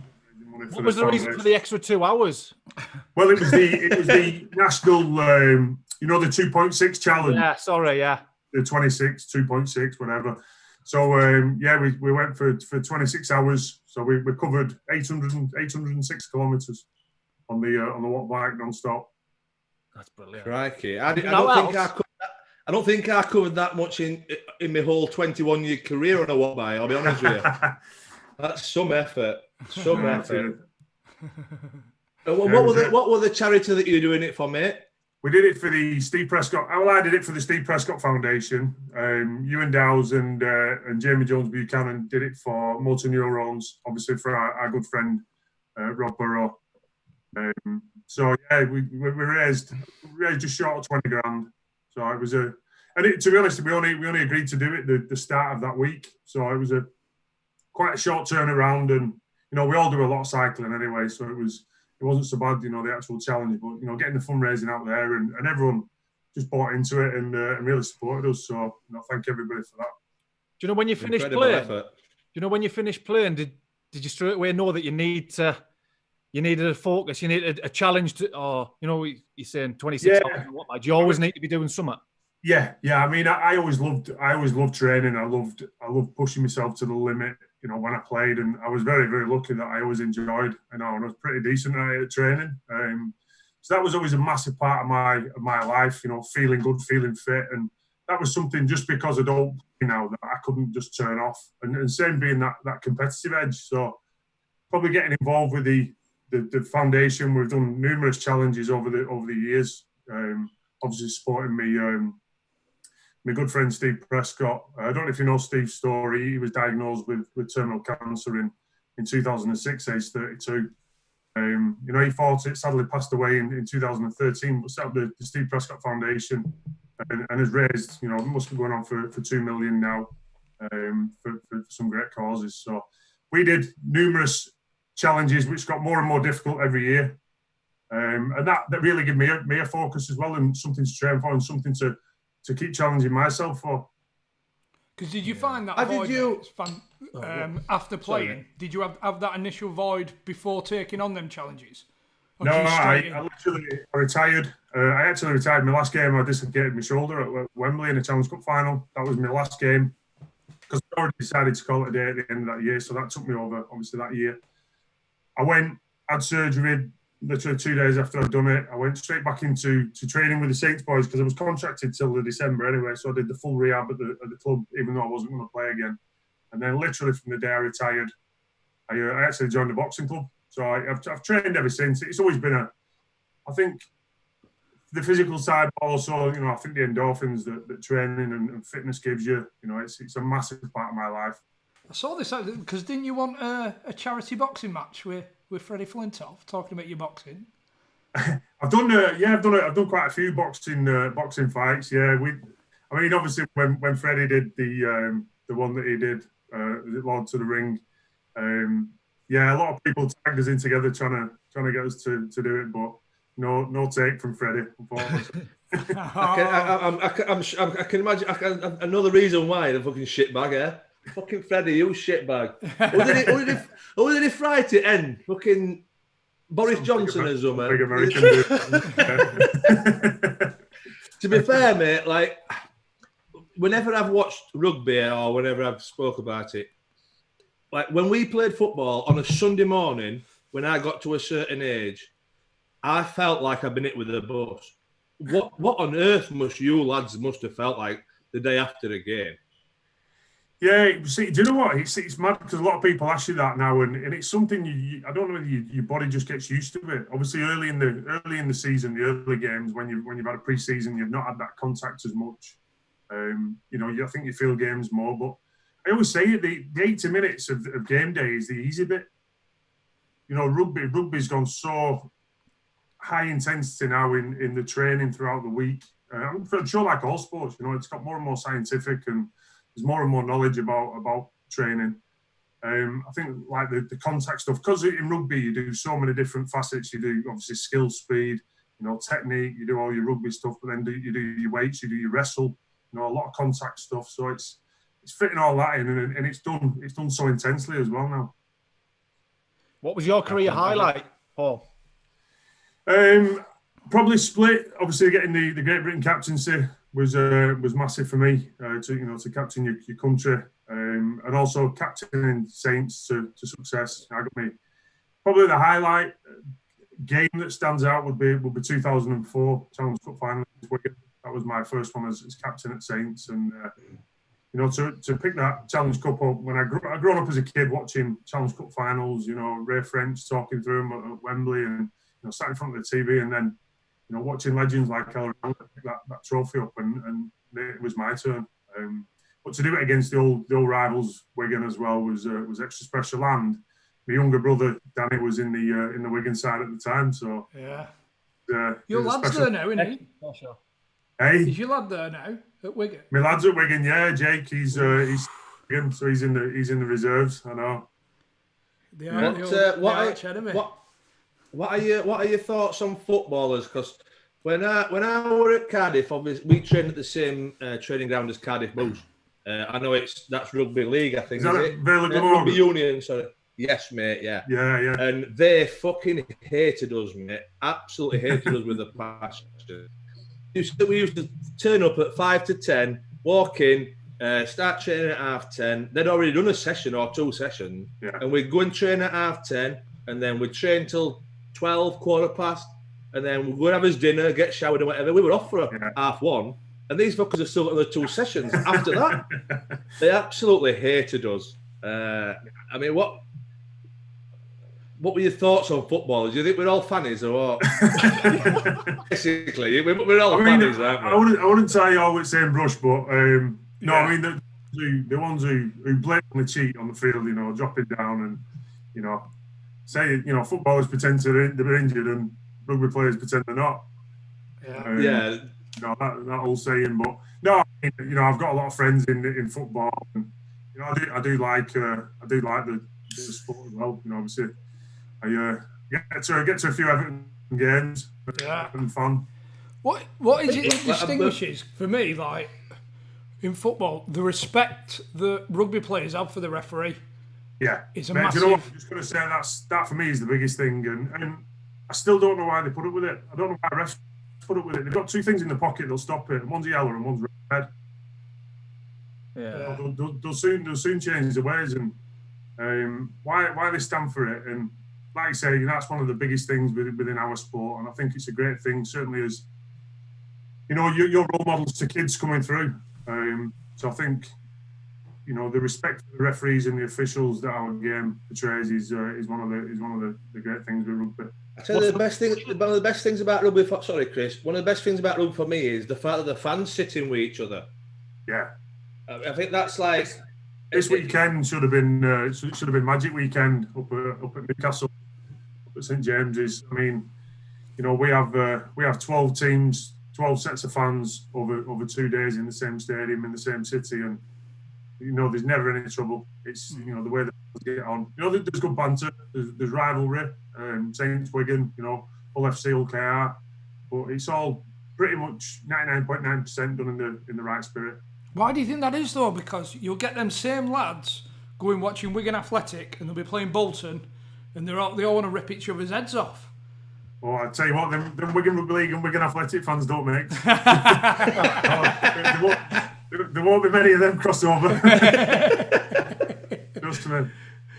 I always see it in football, like when there's players fall out on opposition teams, it's always, I'll see you in the tunnel, or I'll threaten to punch you, and there's a bit of handbags. But I've only seen it on YouTube because I'm not a big rugby watcher, but when they have a tear up, they have a proper tear up, don't they? At least they used to. Yeah. I mean, it has died down a lot. I mean, with I say it's sanitized it too much. It's part and parcel of the game, and that's the great thing. It always stays on the field. You know, Have you ever been involved yourself? Say again, sorry. Did you ever get involved yourself? What was your biggest? Yeah. Funny enough, that's all I've had over lockdown is people sending me YouTube clips of different fights. I mean, I had a famous one in 2004, the Saints Wigan derby at Knowsley Road. You know, one of the biggest games, and the Good Friday game is one of the biggest, and probably the two best sides. And it was me and Andy Farrell, so it was Great Britain captain and Great Britain vice captain against each other, same position. And every year over that Easter weekend, I must get it sent me 10,000 times of people watching it. So it's one of the infamous fights in rugby league. But as I say, it's all part and parcel of the game. It's all about wanting to win. And me and Andy are real good friends, and no doubt walked off arms around each other after that. You get the better of him? Yeah, of course. Never lost one yet. In football, there's training ground bus-ups. Is there training ground bus-ups in rugby? I mean, there's players, few and far between. You know, I've seen a couple in training, and not necessarily because players dislike each other. It may be, we do a lot of opposed sessions.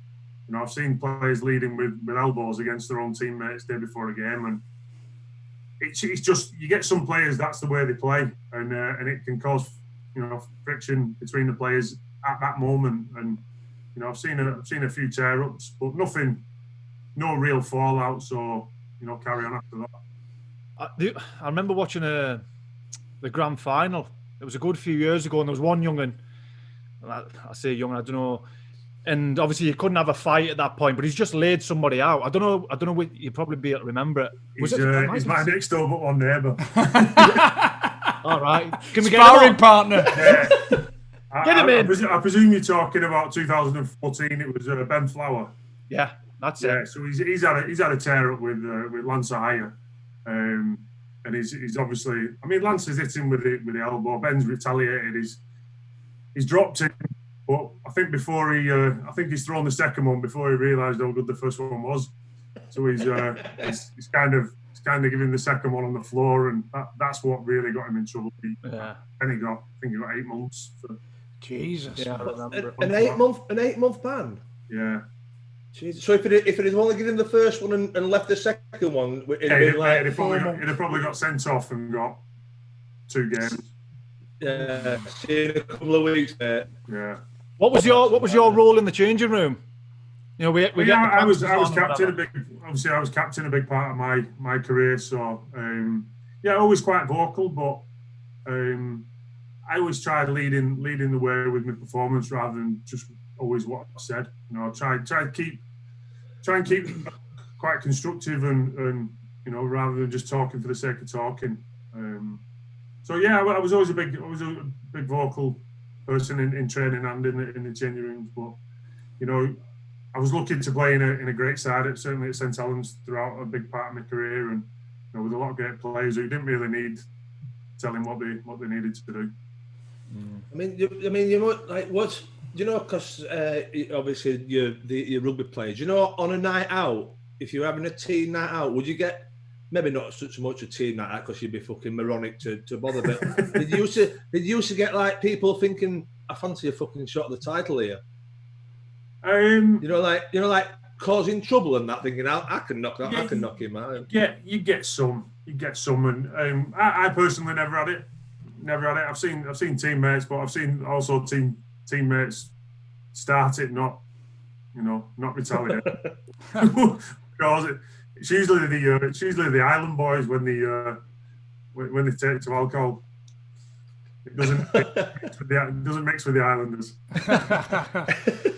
I mean, because the lads have spoken about the night out stories and football, but rugby lads are a different breed, though. When from what I've seen in terms of like just doing disgusting stuff and having a drink as well on a night out.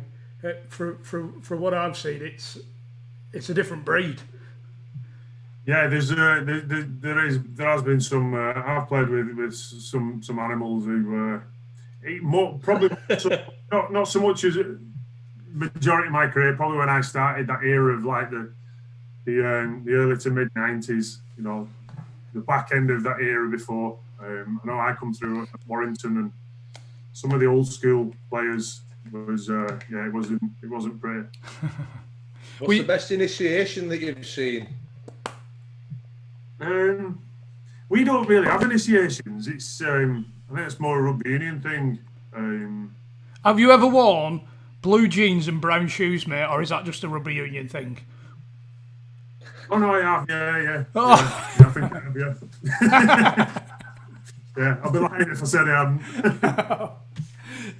Dark blue though. Dark blue. Well, at least they're not the whitewashed blue. Then we're all right. No, definitely not. You were David Beckham's replacement, weren't you? At Gillette, I believe. Yeah, I was an ambassador for Gillette. I signed with Gillette. I had a 4-year deal with them. It was at the same time as Beckham and Tiger Woods as well, and Federer and Jason Robinson as well. So it was.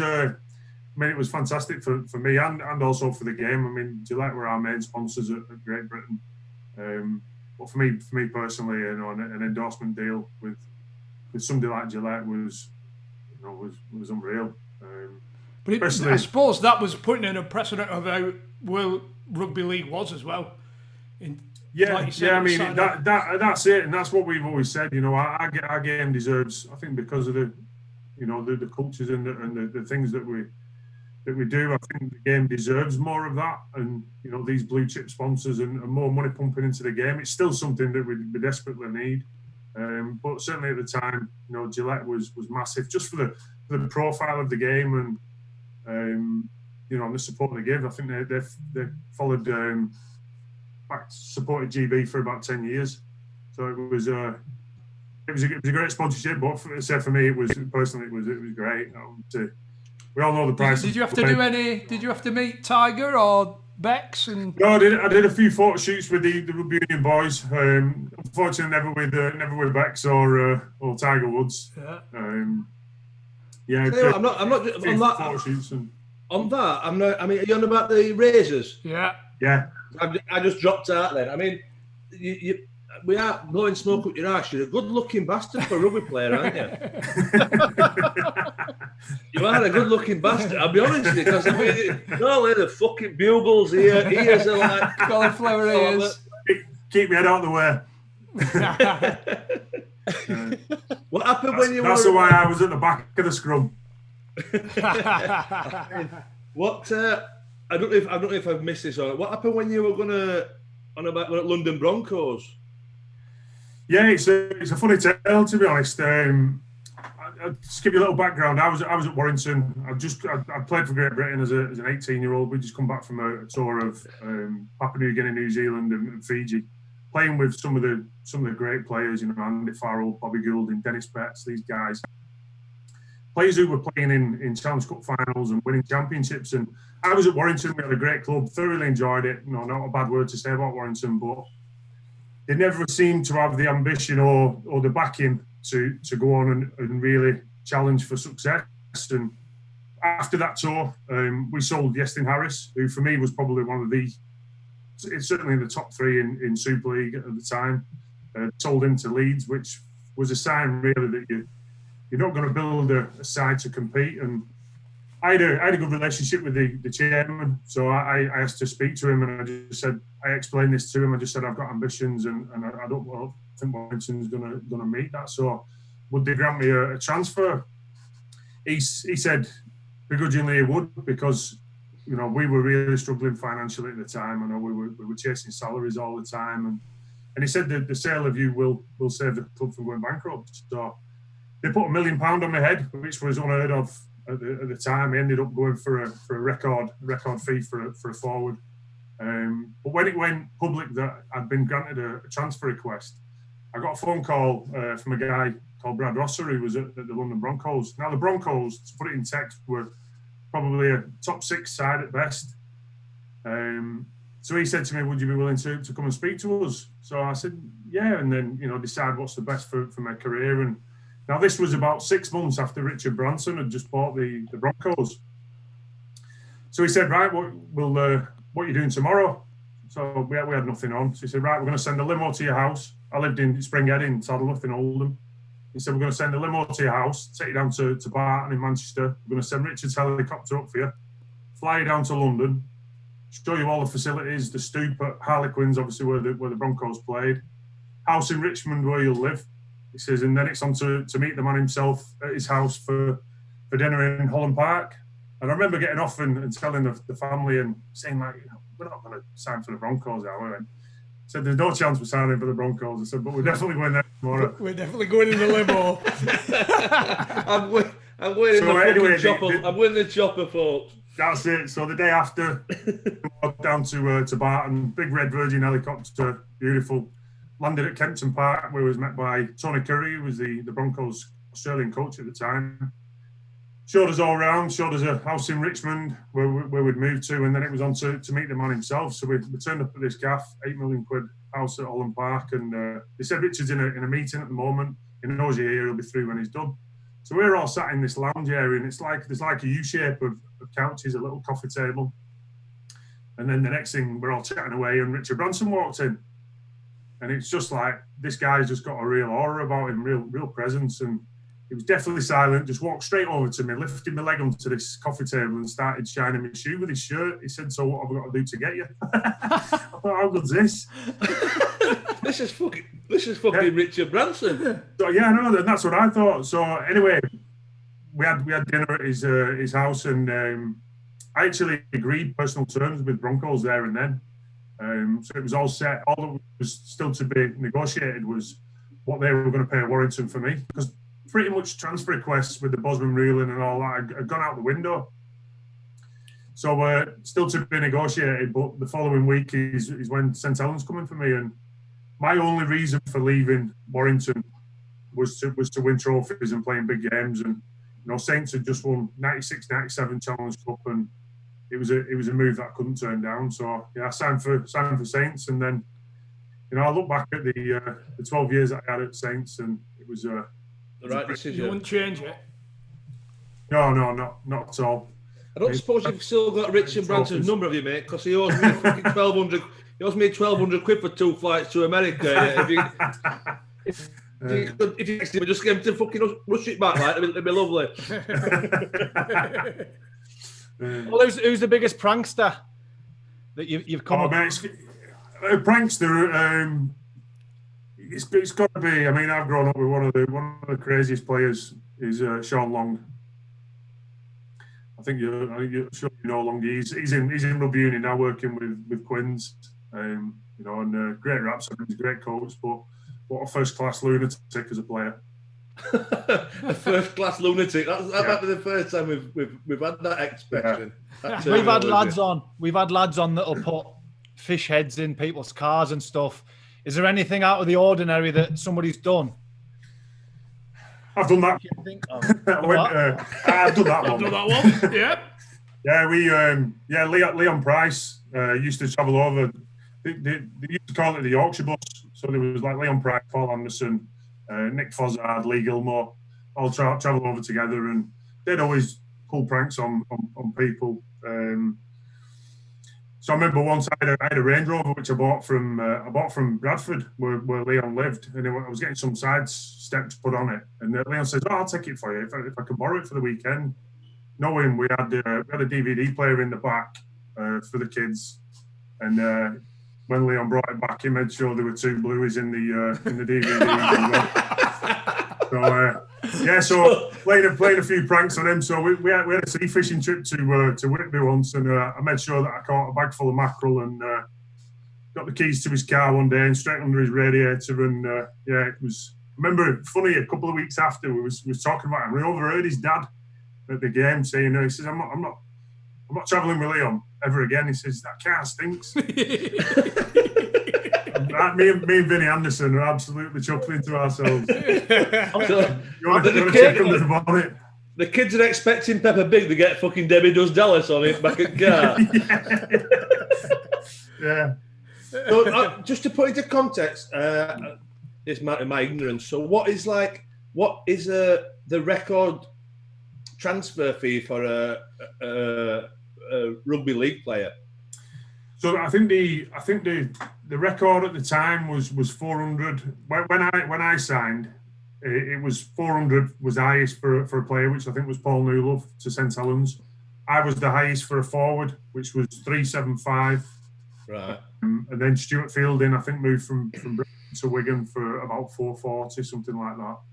He took that. So, I mean, in sport these days, transfer fees is dead money, because if you pay a fortune, you pay £1 million for somebody, you sign them on a 2-year deal. At the end of that 2 years, they walk for free anyway. So I think people are trying to get away from paying transfer fees, unless it's obviously desperately somebody. I mean, it still happens. There's still people, clubs buy players out of contracts, but it's got to be I think it's got to be a special player to warrant paying these. Yeah, I mean, I'm not. Well, I am going to blow smoke up your ass. I'll be honest with you. Like Mo.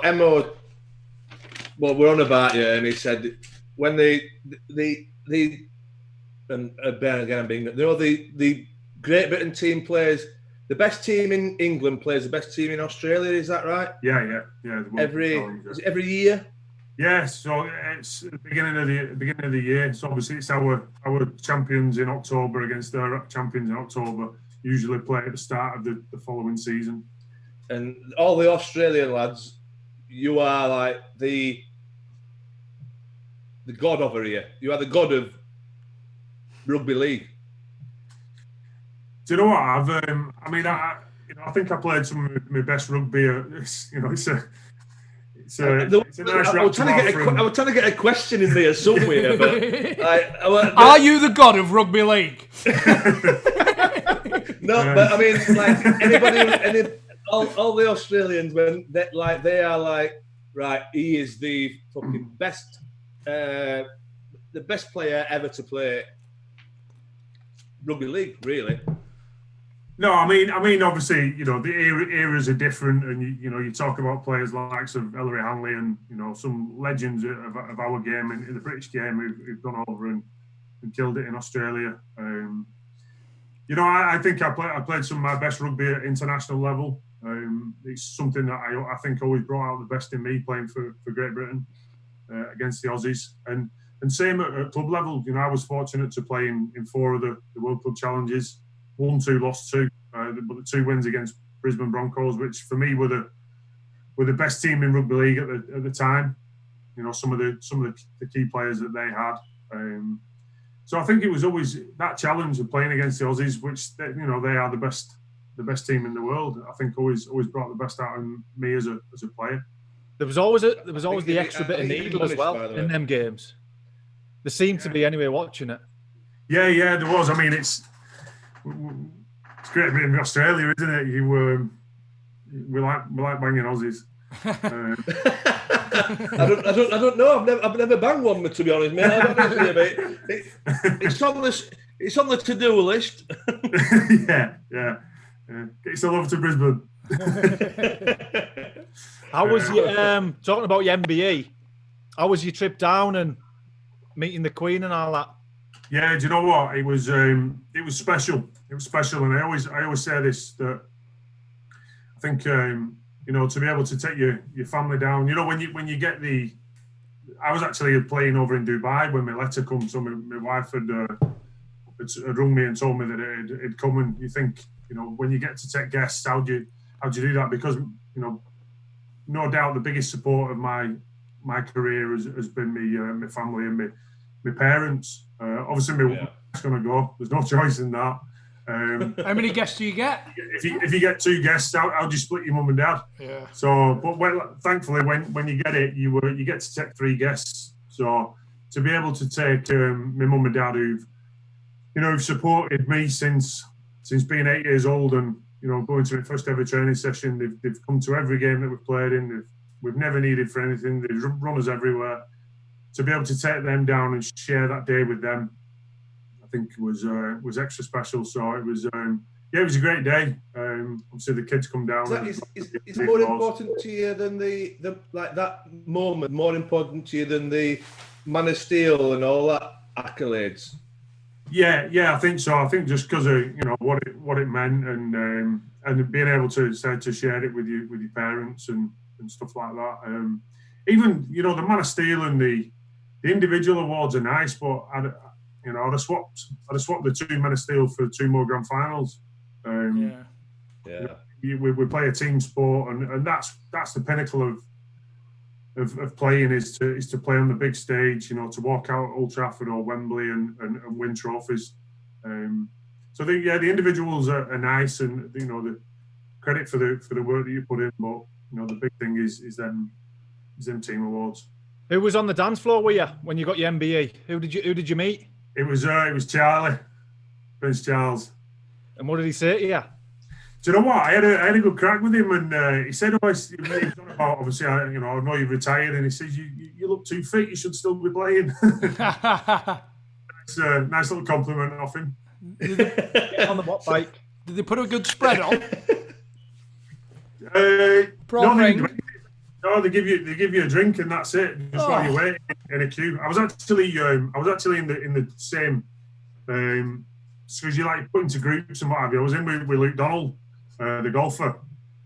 So I think he follows the rugby. So I ended up stood with Luke, and we were having a good chat while we were waiting to be called into the line. And you pretty much queue down the side of the main room, and we were just chatting about sport all the way. And somebody put their head around the thing.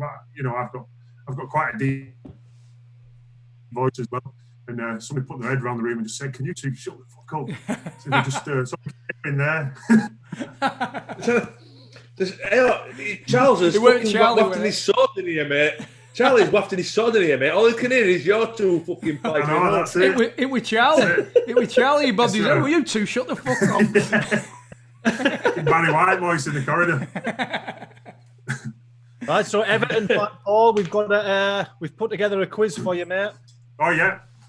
60 seconds on the clock. Johnny, you've got the honours, haven't you? I've got the honours. Just give me a minute just to try and find it. Have you got a lot more charity work coming up? No, I'll just level with you. I'm an Everton fan. I was an Everton fan from being a kid. Obviously, when you play rugby, my knowledge is not the best. I'm more of a corporate slut now at Everton. You just go for the free food and the free ale, mate. A friend of mine in the Dixie Dean. Well, who's at the bottom of the list? Is it Michael Vaughan at the bottom of the list? No, we've got Matthew Kilgallen and Robbie Blake on 2. So we're both footballers, by the way. You're not fancying it. Yeah. That's right. You tell me when to start the questions, please. Here we go. 3, 2, 1, go. Who is the current captain? Dennis Coleman. Correct. What is the name of the mascot? Toffee, Mr. Toffee. Mr. Toffee, I'm going to give you that because you're a fucking legend. Who's their record signing?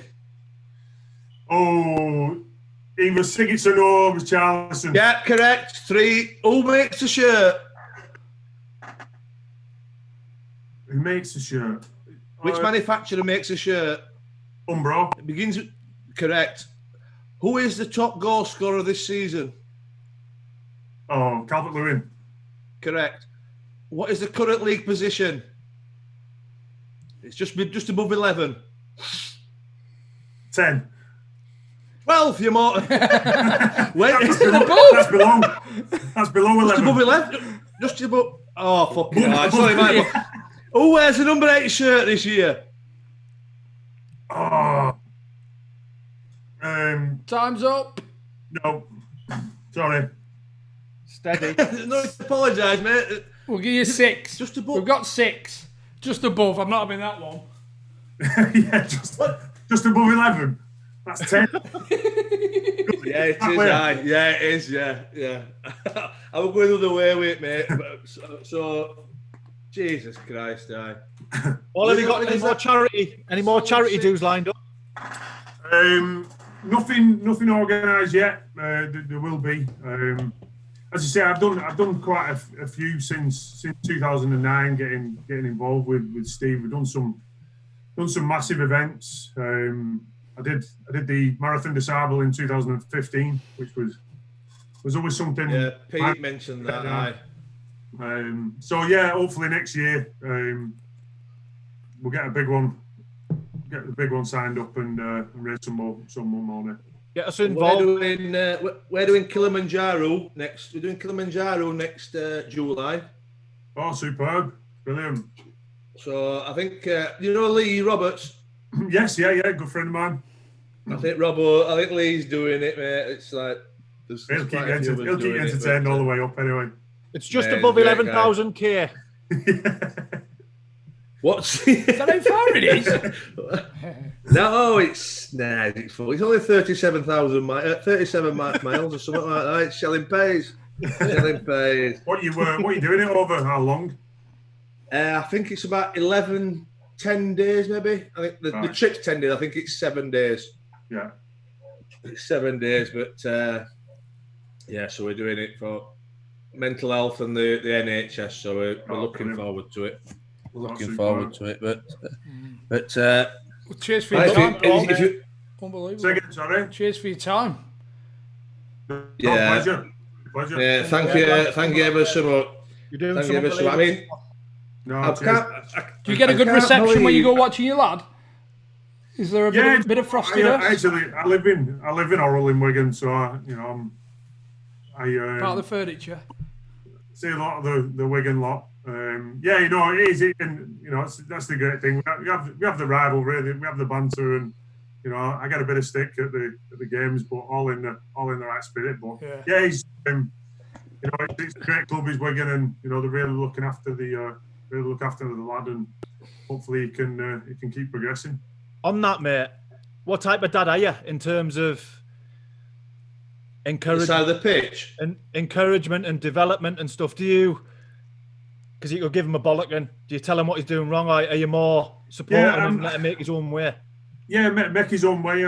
But if I can help him, constructively, I do. I go to the games and I speak to him, and it's difficult. I actually coached him for 4 years as a junior, and we used to bang heads every training session. And I used to say to him, obviously he was a lot younger, and it was difficult. And I never ever wanted to coach my own son, but I ended up falling into the job. Because it was either me or somebody who I didn't really want, that was going to develop my son.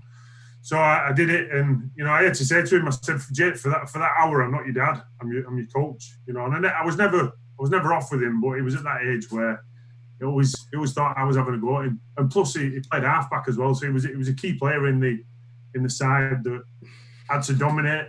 And so I was always constructive with him, but. Were you coached before your son, your lad with her? Sorry. Were you coached before he arrived into the team? No. So was that a big decision for you then? The fact that he was there and it was an opportunity for you to guide him more? He was a friend of mine who used to coach him, and to be fair, it's a big commitment because he didn't have any kids in the team. He had 2 girls, so he did it for a number of years, and then his health took off, and it was. But I'd started helping him as well, so it was an easy takeover. But it's it's a difficult one to be like the number one coach and take your son as well. It's always something. I'm one of them as well. If it'd be the last one to be captain, it'd be the last one to get player of the year, it'd be the last one to just because I'm your dad, and they did give him the arse end of everything. He probably. At least the proof's in the pudding that he weren't getting preferential treatment where he is now. Well, that's it. And you know what? It helped him develop and helped his skills and his mental toughness as well. Yeah. He's brilliant. He's a resilient kid. He's he's got the great work ethic. He's a fit lad. He's got everything. He's got all the tools. He just needs a bit of luck and keep building physically. And I'm sure he can go on and do great things. Well, I mean, most of us most of us, right, like we all look up to his dads, right? But he can look up to his dad and think, "Fucking Jesus Christ, can't he?" in the grand, on a serious note, it's not very often I'm serious, level. Right? But on a grand scheme of things, he can look at his dad and think, "Fucking hell." You know what I mean? At the same time, I imagine that's kind of a stumbling block as well, maybe for. Yeah, I mean, he's quite level-headed. He's quite laid back, and you know, I certainly never force anything that I've ever done on him.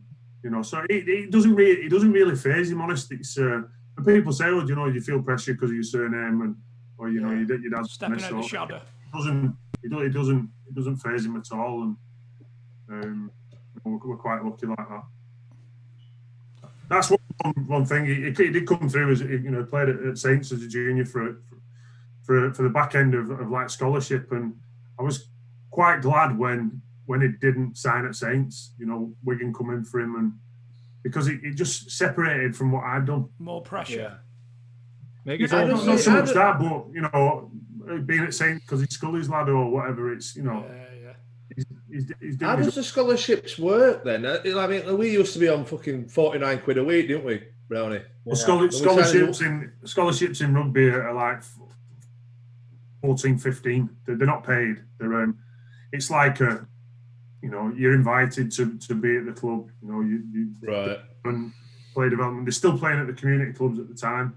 To be honest, I'm not a fan of it because I think it's too selective and even more so, it's too deselective, too young. You know, there's players who come through that at 14, 15 and they think they're a professional player. They get all the kit, they're at Saints, they train at Saints 2 or 3 days a week.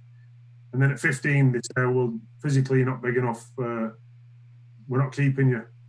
You know, it's a big thing for a 15-year-old to take that. Oh, 100%, mate. These are lost to the game on something that might be physical development. Well, when that kid's 18, he might be the biggest one in the team, but he's already been fired off. Yeah.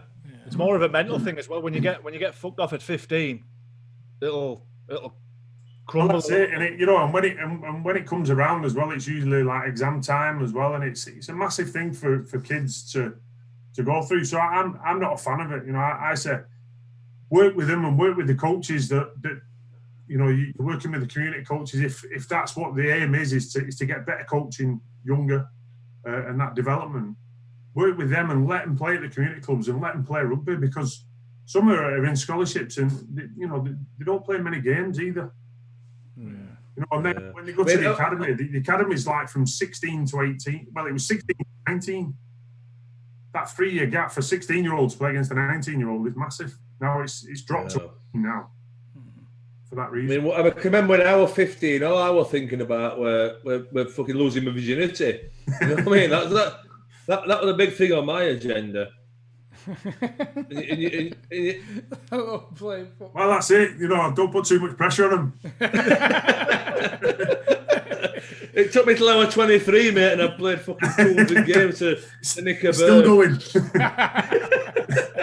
It's an ongoing thing.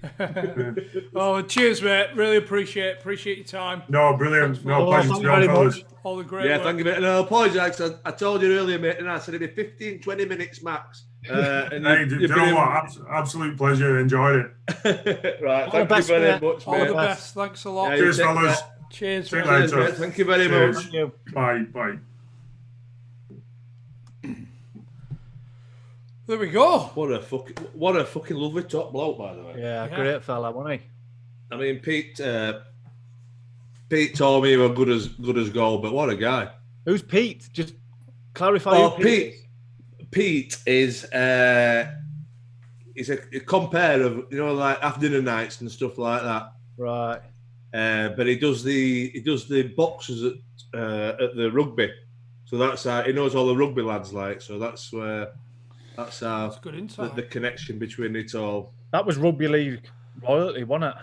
Yeah, mate. Not even rugby league royalty. That is worldwide rugby league royalty. Like Pete said, like, you know, when all the Australians come across here, they all want to see him. They all want to speak to him. Yeah. What a top fella. I'm just trying to, incredible. I'm just trying to think. Is that a TK Maxx purchase, Chris? I've been meaning to ask you all night. The Germany. No. this was an eBay purchase. Cost me 50 quid, and it's fake.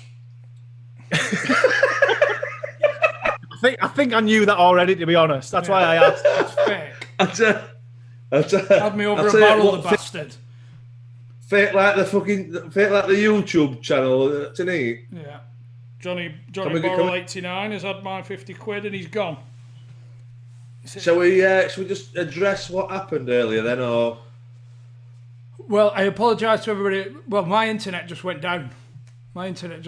So, you know, a bit of flapping and we got there. I'll be honest, I were all over the place first hour. First hour, I was just like, what the fuck is going on here? Internet's down. Chrissy, now you know how I feel. Do you remember when I had a power cut a couple of weeks ago and you were the first to shout Adrian? And I got a bit.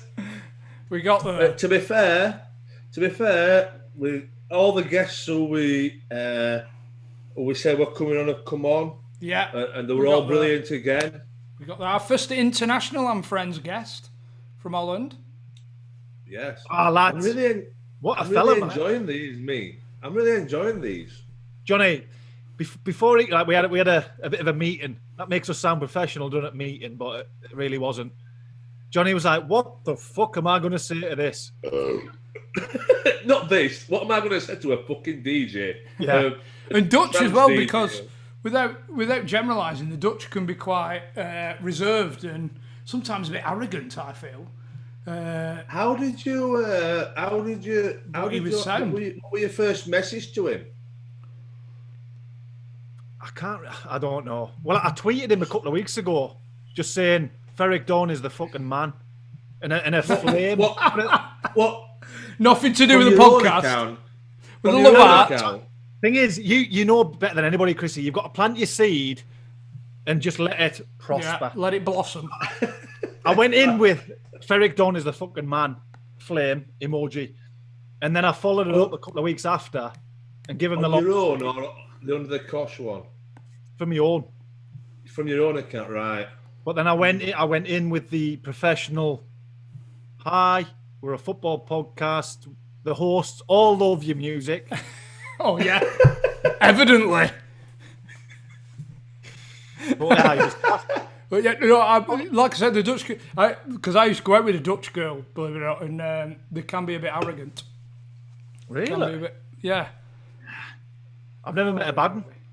Never met a bad one. Say it. What? What are you going to say next? There's a joke, isn't there? There's no joke. I used to go out with a Dutch girl, Edith. She was a bit out there. She used to wear inflatable shoes. Go on.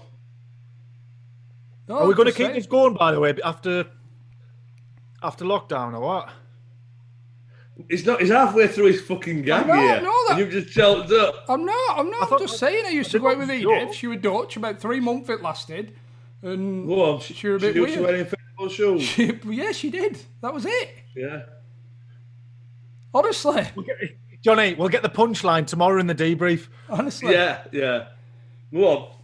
You might as well say it now, don't you? There's nothing to say. That's it. I did. Honestly, though, I did try contacting her recently, but she popped her clogs. It's a good job. He can do something at that end, or that were instant dismissal for me. That's about 8 dismissals I've had up to now. Instant. It's a good job he knows the way around the computer software, or else he'd be out there flipping. Yeah, man, I really do enjoy these. More than the footballers. Yeah, I think 100%. Fresh insight into other I say people. that though. Do you know what? I enjoyed speaking to Richie because obviously I played with Richie, but I was interested to know what it was like the other side because he's done what we all. If somebody said to you, Johnny, that you've got a job in league football, you'd take it, wouldn't you? 100%. Just if I could carry on doing this. Hello? If I froze. You're a bit like Adrian there. Just depends if I could carry on doing this, But I thought he was class, man. Yeah. And I don't not like the footballers. I'm not saying that, but what I'm saying is I enjoy the different things. Mate, I've just spoke to a fucking techno house trance DJ kid from Holland. A legend in the field. Honestly, mate, he's on the rise. He'll be next year. He'll be up there with Calvin Harris and all them, all the big dogs. So we've been to Vegas past Chrissy. Have we been to any big duels? I think, did we go to Calvin Harris?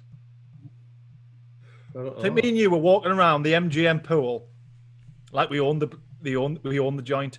Yeah, had a strut on. Yeah, pretending we were Calvin Harris, or were Calvin Harris doing music? Nah, it was background music. Oh, right. So we haven't been to no duels we are anybody famous on then? What do you mean? Was Calvin Harris? No, I don't mean who were playing on the tape player. Have we been to any decent duels in Vegas? Yeah, Calvin Harris was there. What, we went to the night that he were playing? The day. He weren't just on CD player, John. Red bar. I didn't know if they put tape on. If I'd have known, and I took my Walkman with me, I'd have pressed play and pause at the same time and recorded it. Put it play and pause. It was play and pause, wasn't it? You know when you used to record them off radio. I know I've told this story before, but I've taken John to a dance night before, and his only contribution, because I think one of my mates was DJing, and he went, can you play Journey? Don't Stop Believing. How did that go down? You must be able to. Well, it was just a straight no. And then you must be able to spin a Journey out, Biggin. Come on, surely to God. 4 minutes later, John's asleep on the speaker, like leaning against the speaker. His ear was vibrating. Just the best bit was Johnny when you asked him. So if somebody's going to book you, just say for instance, somebody wants to book you at a do. Do they ring you? Do they ring you and just book you in? Do they book you in? Like he's a wedding DJ. You didn't ask bloody Woody from Bastille that, did you? What do I do, Woody? If I want you on at my wedding?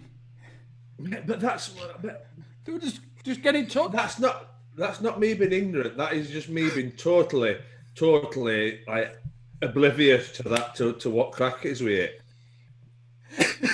That's tickled us, that lads. Oh, you're going down for a bar mitzvah next week. So if I want to book you, Biggin, what I do is just tweet you and say any chance we can come and do. You get him on for 40 for what? Yeah. I don't know. That's me being naive, not ignorant. Yeah. I don't know how it all works. That game. Pie and pea supper and Franklin Darwin. I could genuinely tell you, right? I could walk past David Guetta and I would not know who he is. I walk past him and I wouldn't know I'd walk past him. Any of them. That was priceless, man. I think there are a few players that have taken to the DJ world. Mate, I know. It's my next phase of the midlife crisis. Oh, you getting the decks out? Yeah. I messaged my mate last night saying, right, I want to take up DJing. What do I need to do? I've got the motorbike. I've got the motorbike. I'll bleach my hair next, and then it's decks. I want to be a piercings, what do I Chris. do? That's what we need from you. Piercings. And fresh tattoos. I want to be a fucking DJ. Jesus Christ. Do you know, remember Big Mirth from Saturday? Yeah. He's me mentor. He's your inspiration. I want to be a DJ. I was just about to say something. What were we on about just before he said that about being a DJ? What were we on about then? No idea. Hey, the donation link is still scrolling across the bottom, and we've penetrated the £2,000 mark and making our way to 2,500. Yeah, absolutely incredible. Superb, everybody that's donated. Incredible. Are we doing the quiz Saturday? We're doing the quiz again on Saturday. You're doing the questions, aren't you? Yeah. I'm not. Yeah. We're back for the quiz, getting us through the lockdown. Have you started, Chris? Best day of the week, lads. To be fair, I mean, we hope you're enjoying the shows and that, because we're just trying to keep people entertained, aren't we? Basically, something for folk to watch. I think we'll keep trying to keep ourselves entertained and sane, more first and foremost, and then if everybody else is enjoying it, it's a bonus. It's for our benefit. It is for our benefit, isn't it? I can't believe it, right? So tonight we started at we sat down here at 7:15. We started at 7:45, whatever time it were. It's now 10:10. Not even one piss. Not one piss. Last week I've got fucking Robbie Williams on. He's dribbling My bladder's doing fucking cartwheels. Can you Adam believe it? Pressure, mate. Pressure's for fucking tyres and blow up dolls, mate. You felt under pressure early doors, though, didn't you? He bit. Is that the first bite we've had? Nah, we've had plenty, but the weekly, aren't they? Might be the first one live. Mate, I thought that was it. That we weren't cancel. We'll be back next week. We tried our best. Never mind.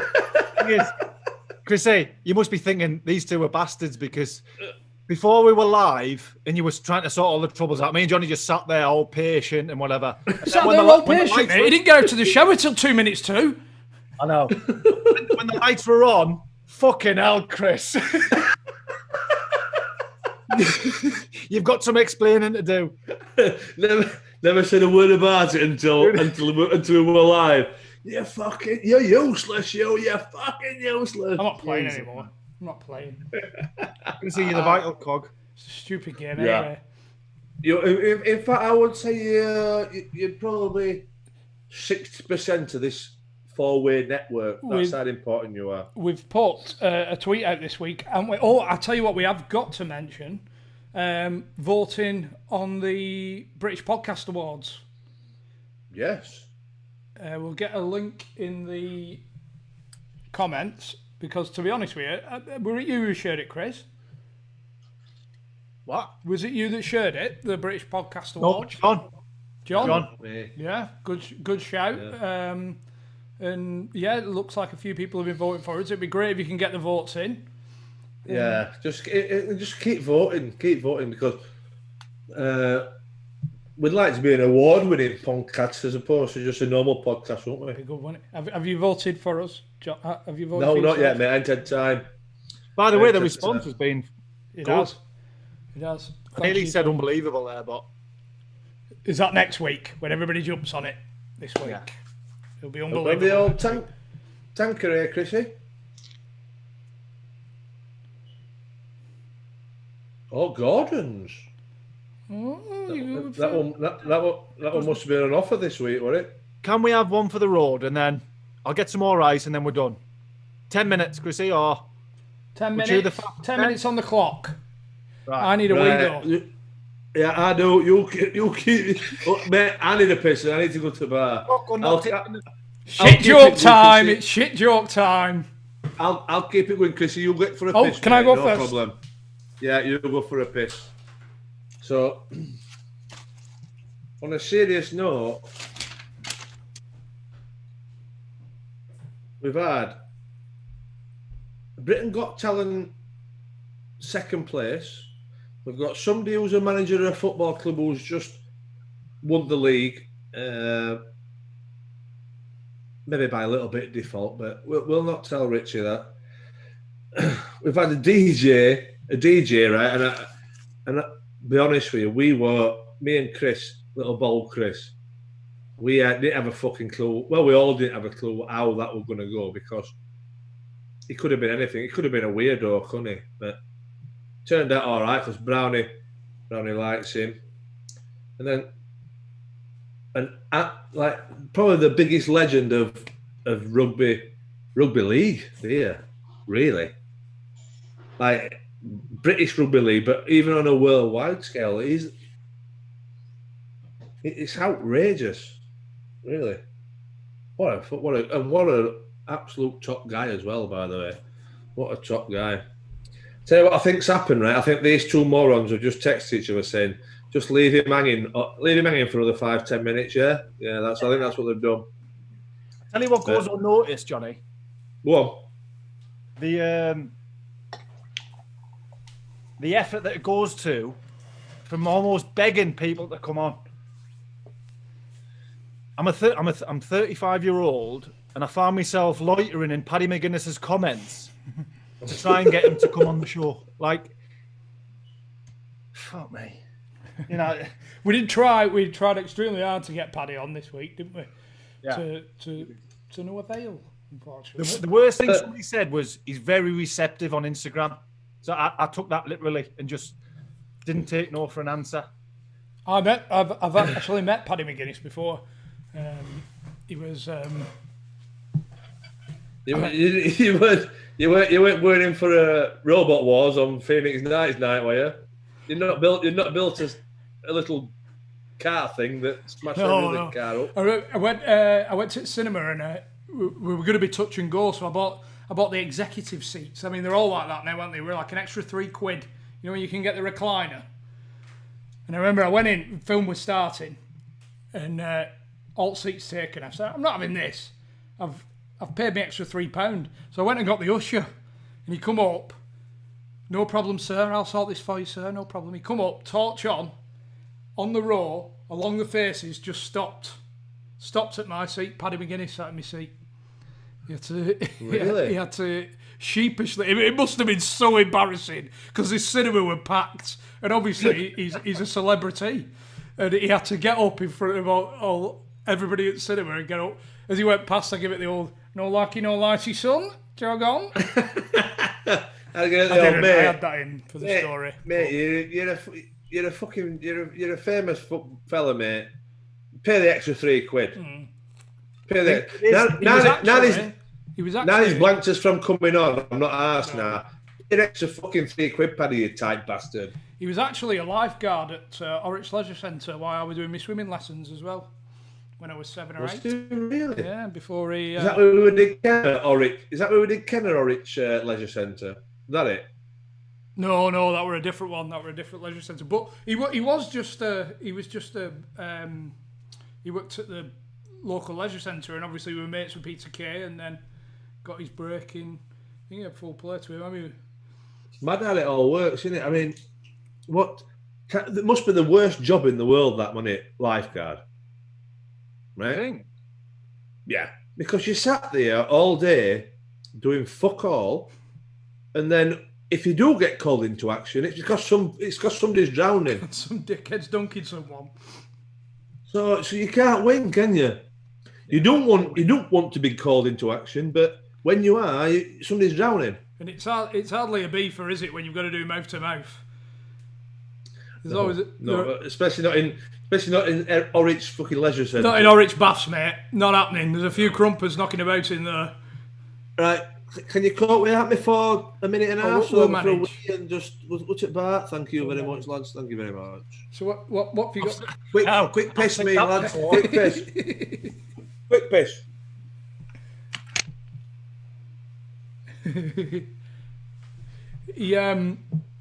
Hold on. So what have you got planned for these 10 minutes, Chris?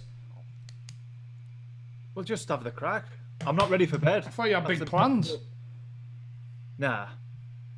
No. How do you think sink or swim went down last week? Do you think we need to back it up with another big bonus round? I honestly think we could just fuck the quiz off, the 40 questions, and just go straight into the business end. Just full on bonus rounds, a couple of bonus rounds. My favourite part of the night is reclining on the sofa and just. I'll be honest. I prefer it without a guest. I think for the quiz, just having the. Yeah, I mean, I miss it for some because obviously he popped up on a couple of podcasts, but Tino Asprilla, Can we just say Chris has messaged Faustino Espria on Instagram, trying to get him on the podcast. No. The lad doesn't speak a word at Queen's. It was email. I emailed him. You went as far as email? His email is on his Twitter, right? And I must have spent 15 minutes, like, perfecting this long spiel about. You always work on friends in common. That's one thing That's one thing I've learned in sales. If you mention somebody that they know in common. But then I thought I was just about to press send, and I watched the Pablo Escobar documentary. Can I finish my story? So anyway, I was just about to press send, and then I thought he's not going to understand this because obviously he doesn't speak English. So I've translated it into Spanish, and he still hasn't replied. It was like Julio Jordio. Faustino, is it Faustino? Yeah. Yeah. You felt that you had to translate it because you don't speak a word of English, yet you still thought he'd be a good guest for the podcast. I don't care if he doesn't speak English. Imagine us three shouting, Tino! Just for that moment. That'll work. 15 minutes. We can't just shout Tino for 15 minutes. We'd be shattered. 10 minutes. And then do the quiz. Do the quiz on Pablo Escobar. He had a football team, didn't he, Pablo? What's his favourite narcotic? Tick. How many? Ting. To the nearest 1,000, how many people did Pablo Escobar kill? Okay, now.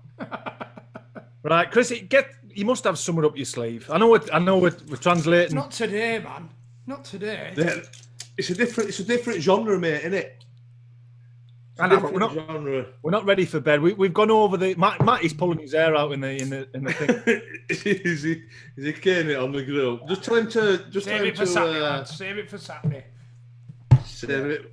Right, we've got another minute. Shall we wrap it up? Yeah. Shall we? Thanks to all the guests that have come on.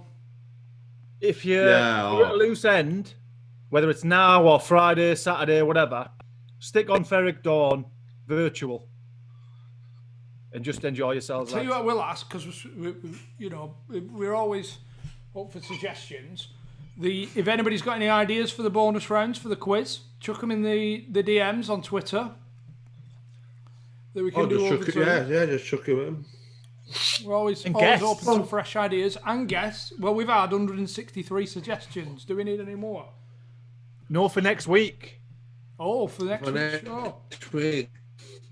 Well, for next week's show, we do believe we've got Harry Redknapp, we've got Brendan Rodgers, we've got Jamie Carragher, we've got Ben Rooney. Oh, in some form or another. We've got all them. So I don't know about you, Johnny, but I've got some maple syrup belly pork ready to go tonight for a snack. Nah. You're making me hungry now. Well, if you overcook it slightly, get a bit of coleslaw, beetroot. Oh, someone's read between the lines in the comments, Johnny. And said Ian Horwell. Darren Farley's name's been mentioned in the comments. Well, I might have been a little bit sneaky with you. With the suggestion, you little tinker, you little tinker. Yeah. Right, lads, thank you very much, and ladies, of course, for watching. Very, very much appreciated. Slightly delayed at the start of the show, but we'll be back. It's the first time it's proper fucked up, isn't it? Yeah. First time. So before you go, who's your dream guest for the Wednesday? The Wednesday do. Oh no, Sasa Serchik. Really? We know Warwick, but Sasa Serchik. Dream guest for. Mate, to be fair, I had mine with Bumble. I had mine with Bumble. I mean, Robbie Williams was just like a totally different entity, weren't it? That's like. different stratosphere stuff. But Bumble Chris? for me.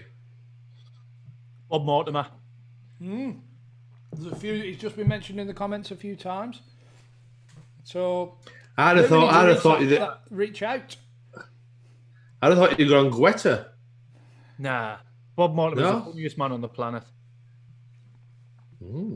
Right, thanks for watching, everybody. We will see you on Saturday. Very much appreciated. Hope you've all enjoyed it. Sorry about his fuck up early doers. Just pointing there, that is fuck up the early doers.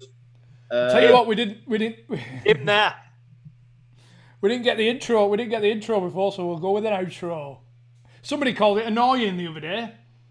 Did they really? Said that. The song or you in general? Song or you in general that annoying?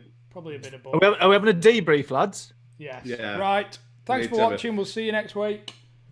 Over and out. Chrissy, what? Can we thank Mackie? Mackie, top man as well, moderating. Mackie, unbelievable job, mate. And must be behind the scenes, of course, as always. Must have been a tough 5-10 minutes when he was fucking up. Right, we're going. We'll see you later. Over and out. Held the fort, didn't he? Good night, God bless, people. Good night, God bless. Mackie's on the front line next week.